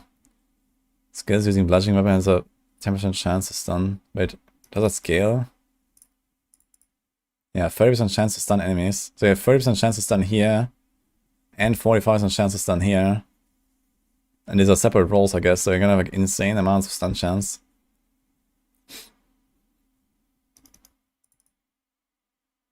So maybe you don't need concussion that much, actually. Heal for 9% of your life for each 100 fury spent. So it's gonna proc like every 3 seconds or every 2 seconds or something. With high enough attack speed. Let's say every 2 seconds you get 9% of your life. That is pretty nice.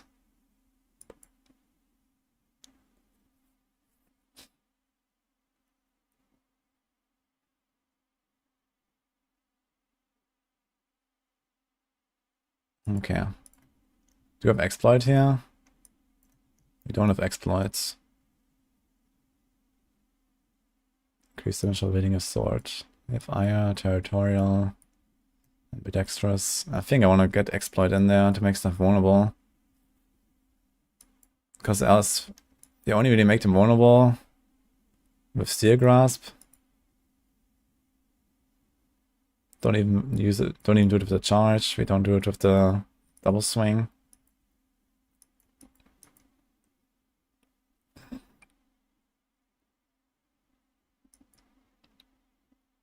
I guess you can use the pet for vulnerable as well.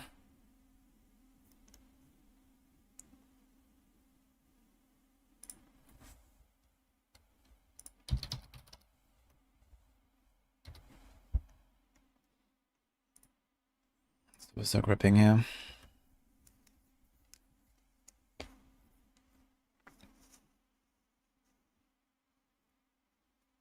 When will Maxwell update one of Theorycraft builds that won't work?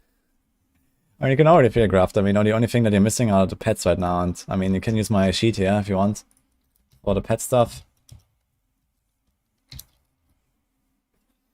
Actually, I realized I could also get the bleed from the pet. We don't really have to run it ourselves. But I think I'm probably gonna go for something like Flash Adrenaline, extra damage, and then I don't know, like one supporting skill that gives me probably the extra crit. And I don't know, maybe the grip even. Grip could be nice. Breaking, get vulnerable there. So that might be fine.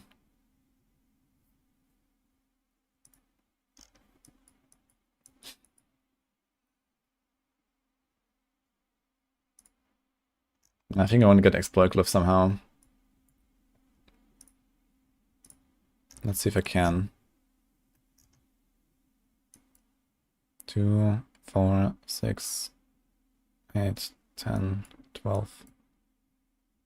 No, I think I just do this here.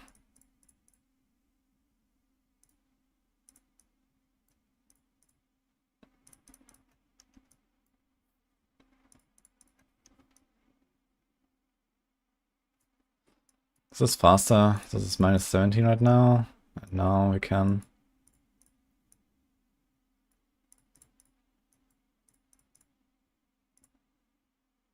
This is minus 18. There's only 2 points here, so.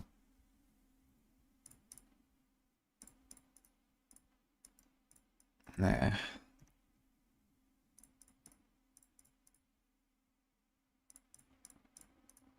Minus 16.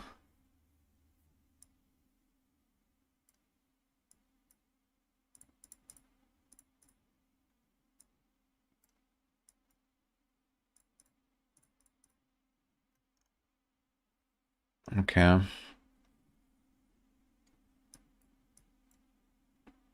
Now how can we do this? Yes, damage reduction, that's kind of nice. Berserking duration is probably irrelevant.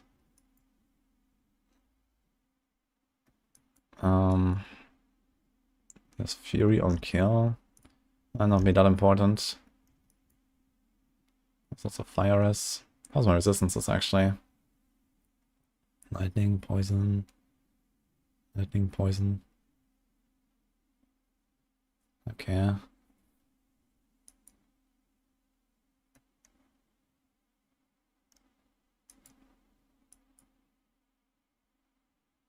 Now you can get rid of some of the res.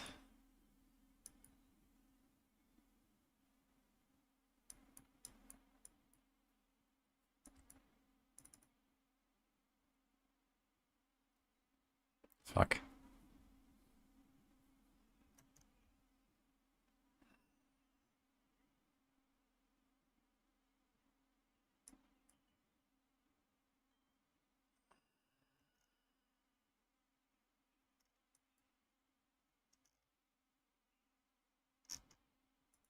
Could get rid of a lot of flat armor, I think.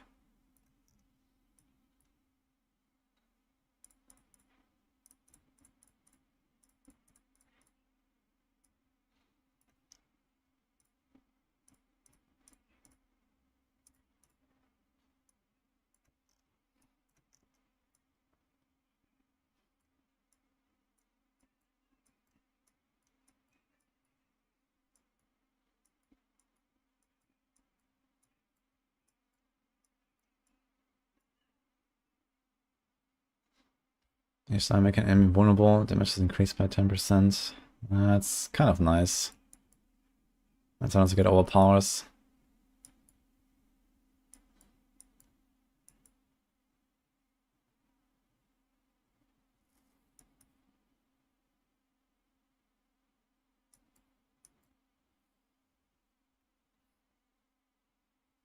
Okay, my fire res is too low. I have cold, shadow, injured, poison, lightning.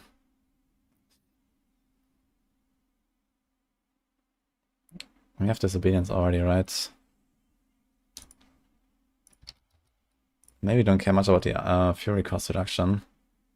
Gonna have like none, so gonna spend 25. We gain 30% back when you kill something. We get a lot of like extra fury generation. So it might actually be fine because we're running unconstrained.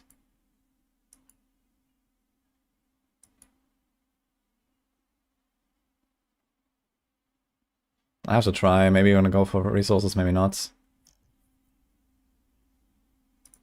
But yeah, if you remove all these, we want to have a bit of like extra armor.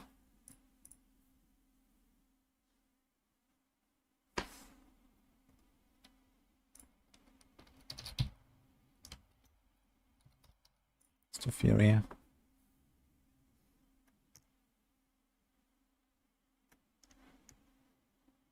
Okay, we can do a fire gem.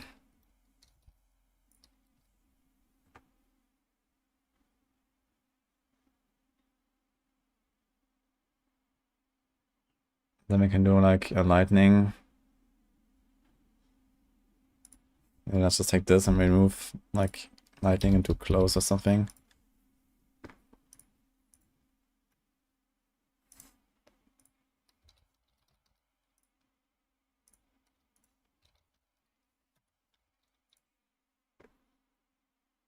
Could also remove the injured and go triple res there, and then don't have anything on the chest. That's also an option. I think both is fine. But injured is a relatively good one. Now how do we get unstoppable here? Just on a charge. And we can do the charge like every few seconds. So it's gonna be relatively consistent, I guess. One unstoppable and for 4 seconds after. One unstoppable and for 4 seconds after. So yeah, you're gonna charge like every 5 seconds or something. Should be fine.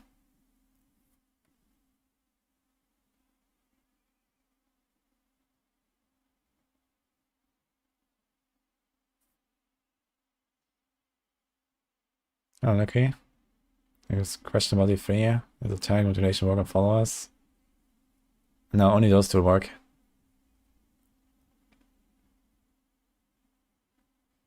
Will Maxer ever implement calculations? Yeah, that was already planned for a long time ago, but Riff has been very busy with other branches. So, you know, the calculations are like a huge project.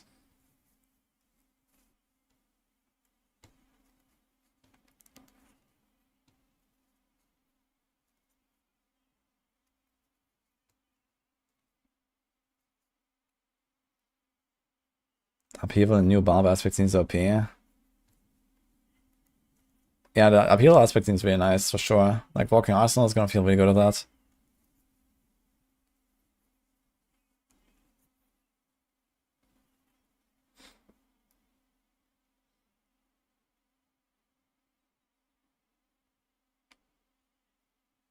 He wrote feedback to not use the plus skills in leveling builds. I mean, you want to have them in a leveling build, it's just that they are displayed in the skill embed, I guess. This is probably what you don't want. And okay, I can kind of see that. Maybe we're gonna And we could tell Rift to like remove the plus skills from the embed, so you don't see the skills there, and people get confused all the time, so.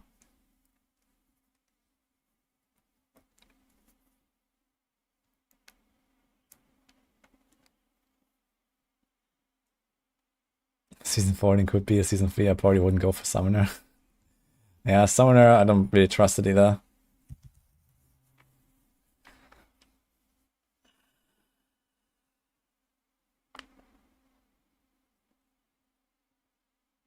Okay, we have Cold and Shadow and Poison and Lighting and Fire.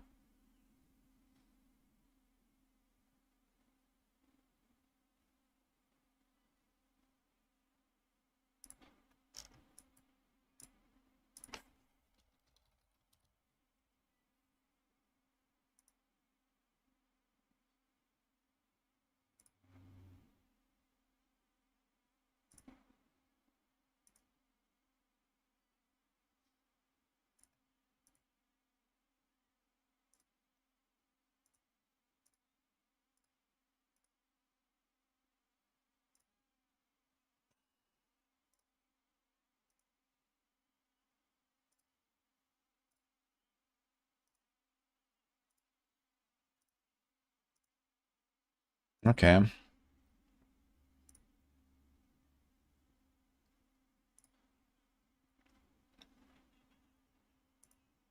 Save this.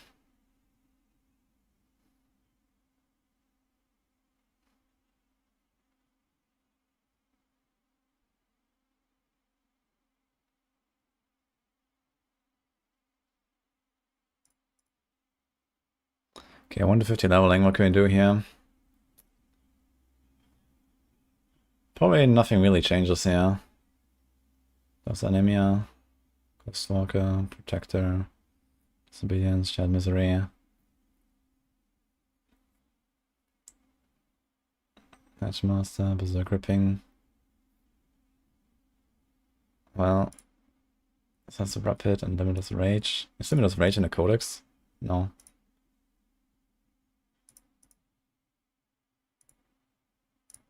Let's make a maze out of this as well.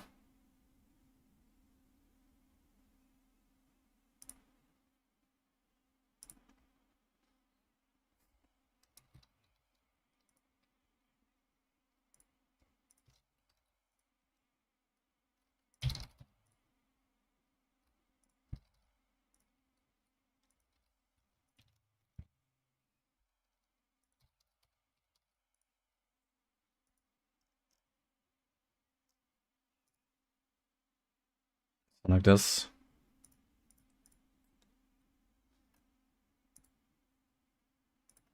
And the skill tree, we have 4 points, so I guess we do the bludgeoning thing again. And the stun. We got this, we got this. That's pretty similar skill tree anyway. I didn't fix the skill tree here actually, so don't do the war cry and stuff. What's this war cry? Steel grasp. Okay, copy.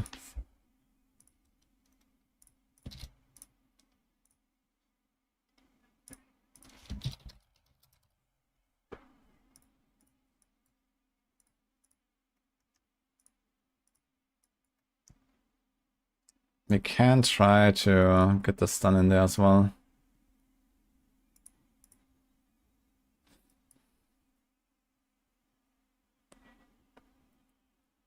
Like this we can actually stun with a two-handed bludgeoning weapon. We can actually choose to lunge with our two-handed bludgeoning. Like this. And get the stuns there. It's actually kind of nice. There's also the extra fury there. There's a charge.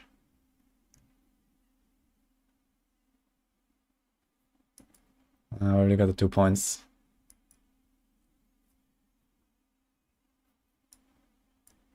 Could remove the damage reduction right now. Let's do this instead. So we have more stuns. Instead of the ground stomp, he's gonna stun passively with your attacks. I think that's actually pretty good. Gonna do like bludgeoning everywhere.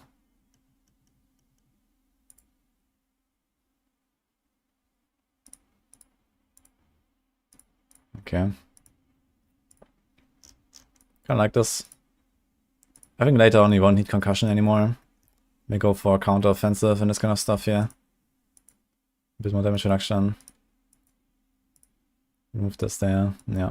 I think I like this. Yo, thanks for Prime. Tastic.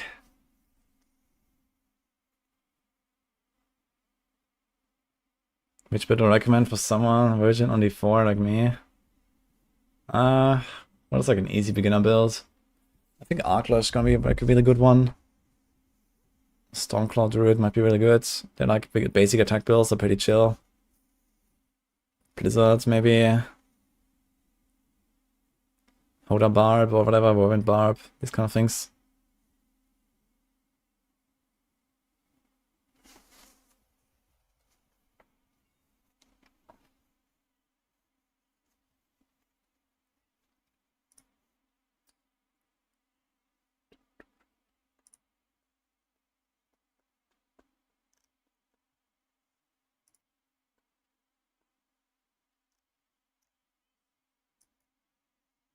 Can we still play with balls?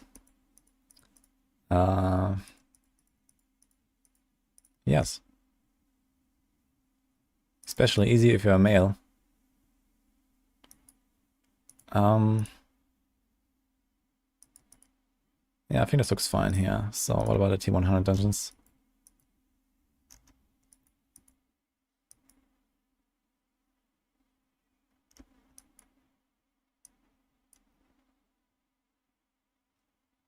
I guess we're just here as well.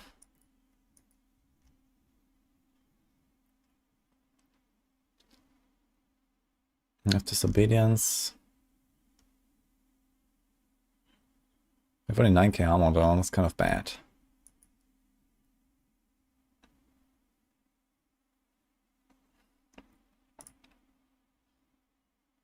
Let's clone this.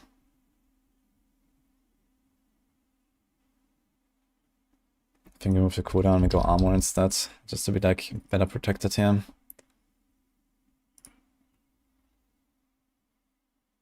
It's probably fine.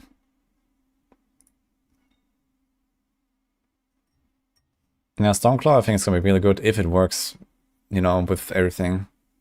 Like if Stormclaw, for example, like only the claw hits, and then that gets spread to everything, but a Storm Strike doesn't actually hit, then it's kinda eh. So that depends, like do both skills actually get spread?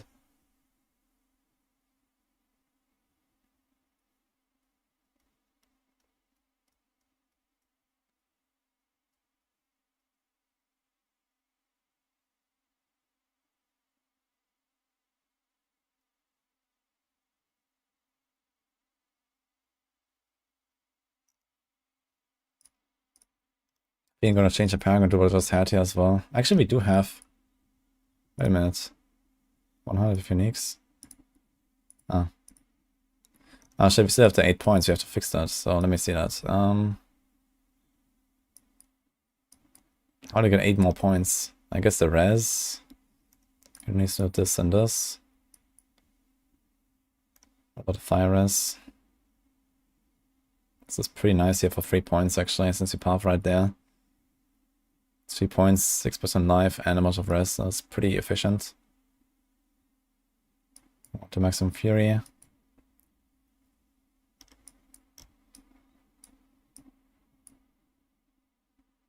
These dex and willpower. Do we really need this though? I can remove this and this.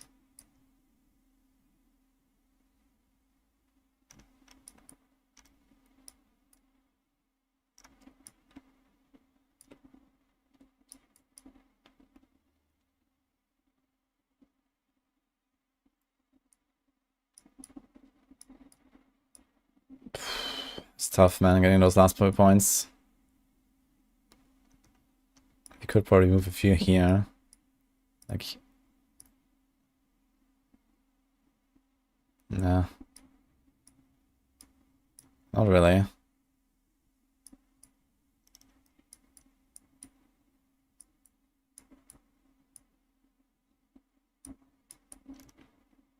Want the ire fully stacked here.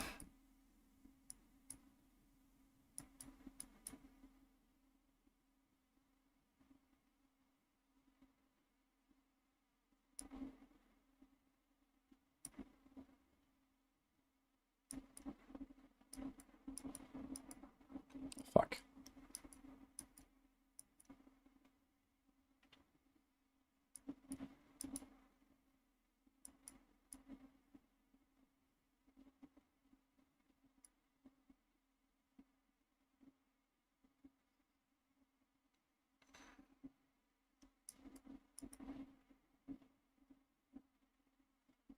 Could remove maybe something from territorial. So this 4 points. Maybe just do this, honestly. It's like 20% additive. I think that's okay to remove.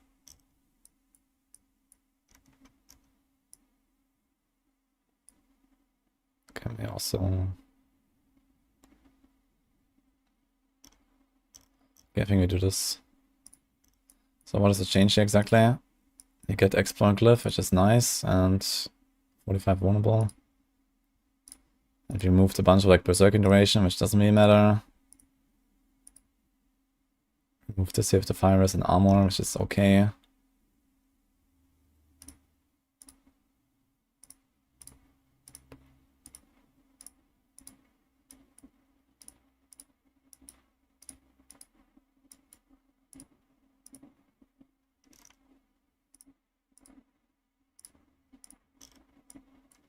Okay, I think I'm gonna go with this.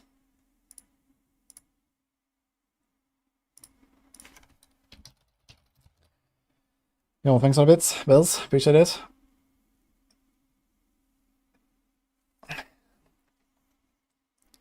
Any idea how powerful Necro will be? I mean, Bone Spear pretty good. Bone Spirit maybe really good. Everything else kind of mid, I guess.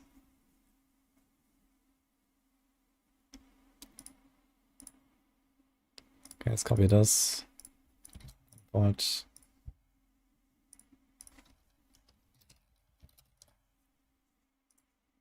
now do we do like leveling as well? I don't have leveling. Okay.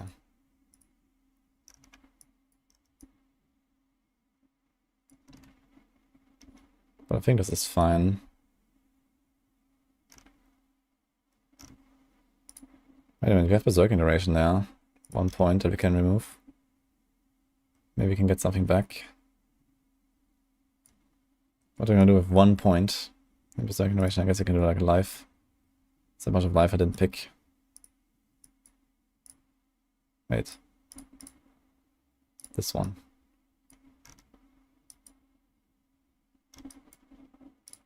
Okay.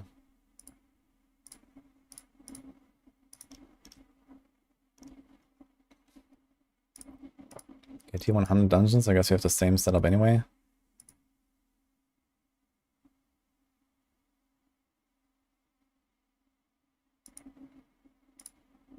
Copy. Import. Oops.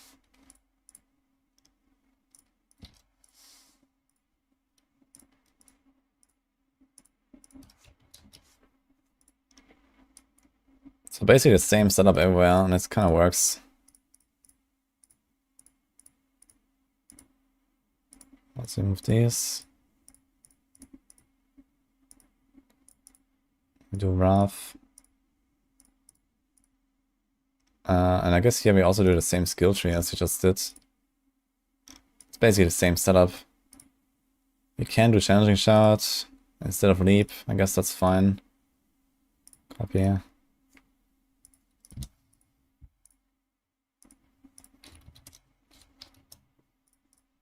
think I put in Challenging Shouts. I do Wrath here. We don't need the Leap.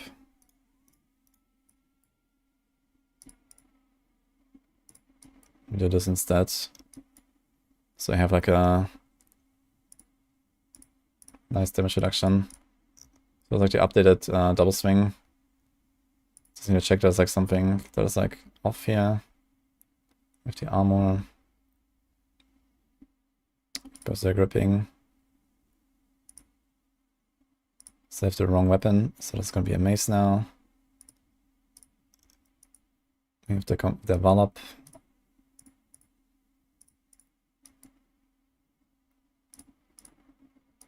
We have the healing. You might want to get a 12% damage reduction there. For me leads. It's gonna be pretty cool to have. So maybe gonna take a few points out of charge. Although it's our only mobility skill, so we don't really want to remove those points. I think they're pretty important.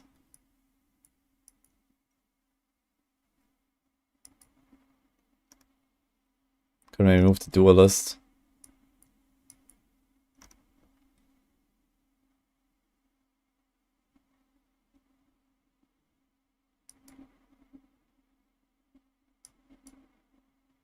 Or the resource even. Maybe don't care that much about the resource generation. And we go with this. It might be fine.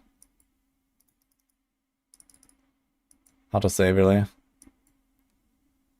Maybe just leave it for now. We'll see. I'm gonna be playing it, so I can just do this adjustment at some point.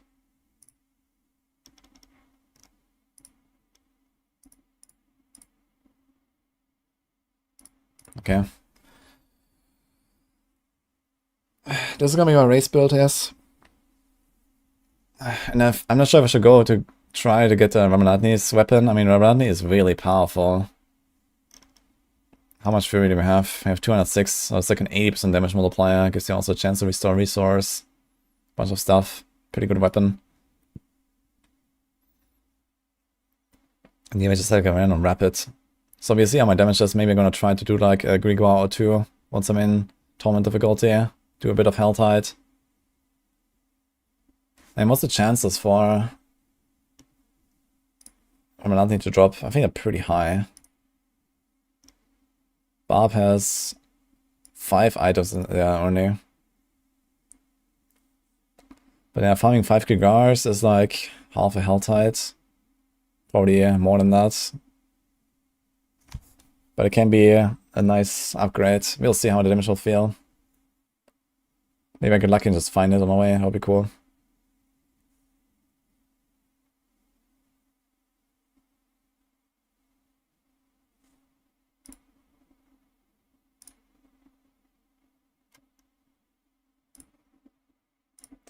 And I guess I gotta make like Uber unique version. So this is gonna be Grandfather. Do we care about Doombringer? Maybe we just don't care about Doombringer actually. But yeah, something like this. Like if you have Grandfather and this, then it's probably fine.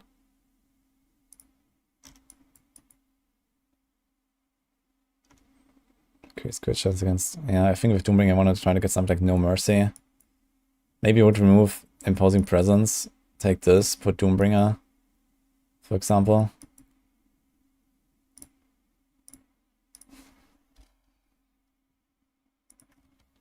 For Unix, let's go.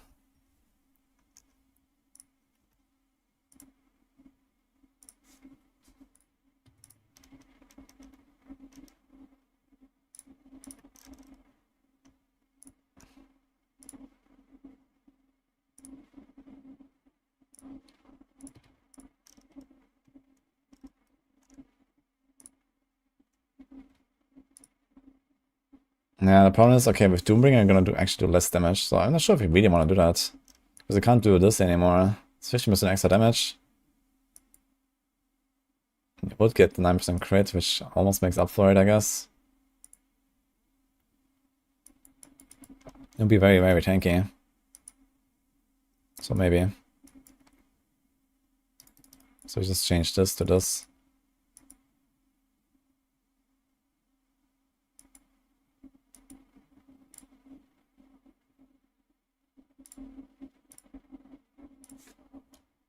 What about Starless Skies, actually? I think you also want to do Starless Skies these days now, right? So Unrelenting Fury, for example.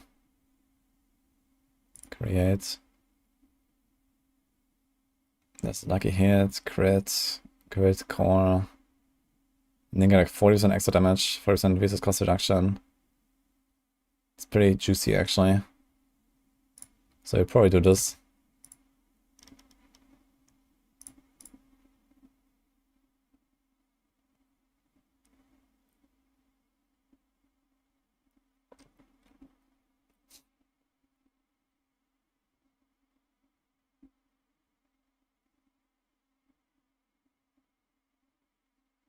I guess I wouldn't do the veteran brawler stuff anymore. So I'd probably put a Nina here. Then we would put accelerating here.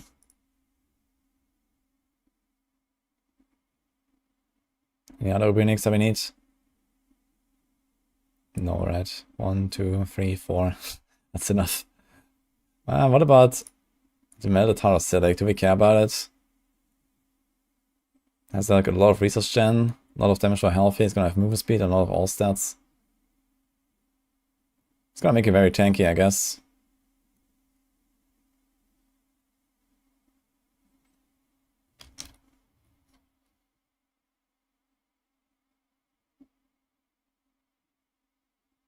But you're already very tanky from this, so let's just not do it.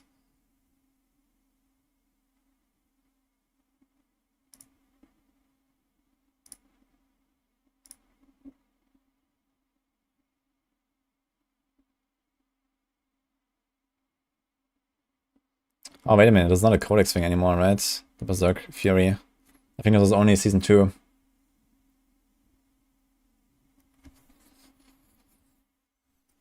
What's the reason to delay Gauntlet? I don't know.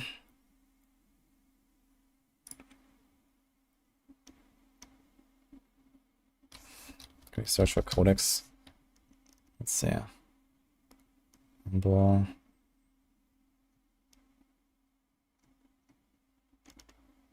Okay, that's not really that much here. Shouts skills generate Fury. Gain 1 primary resource when you crowd control an enemy.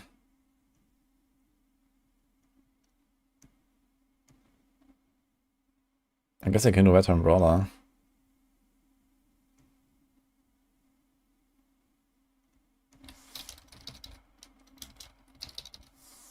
So let's do retribution here. So veteran brawler here. Because you have that here.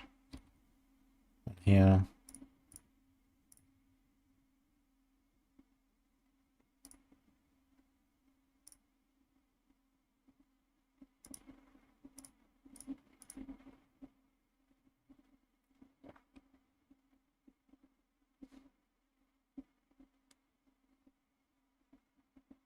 $4,600 maximum life. Holy shit.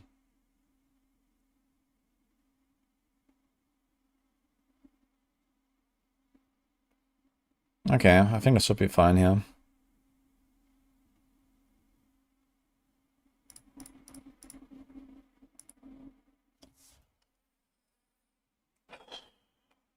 Okay, so I got double swing done and twisting blades done, and the rapid fire thing is like mostly, at least like the endgame setup is here. So I have 3 builds now. I'm gonna do more tomorrow, and then more on Monday. And hopefully get everything done in time. But yeah, this looks fun. Can't wait to try this.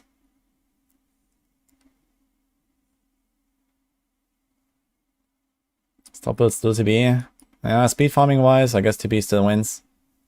But I think overall, Penarf is probably the best.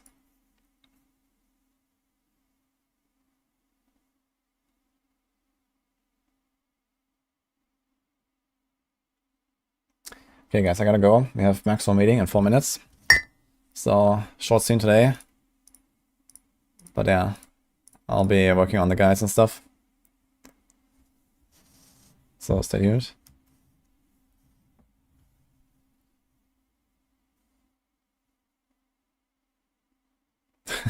Thank you.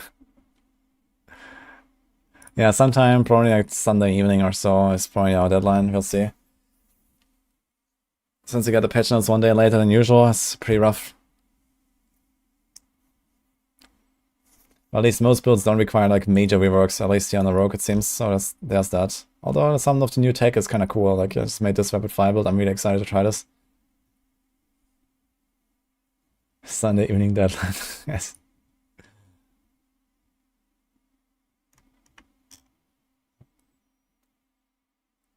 Alright, that's it guys. Let's rate someone. Hope you enjoyed it. Bye YouTube. Maybe before we go, let's do like one more shout out for HelloFresh. So, exclamation mark HelloFresh, our sponsors today. I showed them earlier already, but let's do it again. They deliver ready-to-cook food to your doorstep. And you can select lots of really cool categories here, like if you want like vegan, vegetarian, easy, fast, fish, whatever. I have lots of different recipes that change weekly. Now, if you use the code or like this link, I'll link that in YouTube chat real quick as well. You get some discount and some goodies for free, basically. You can basically just like select this, browse their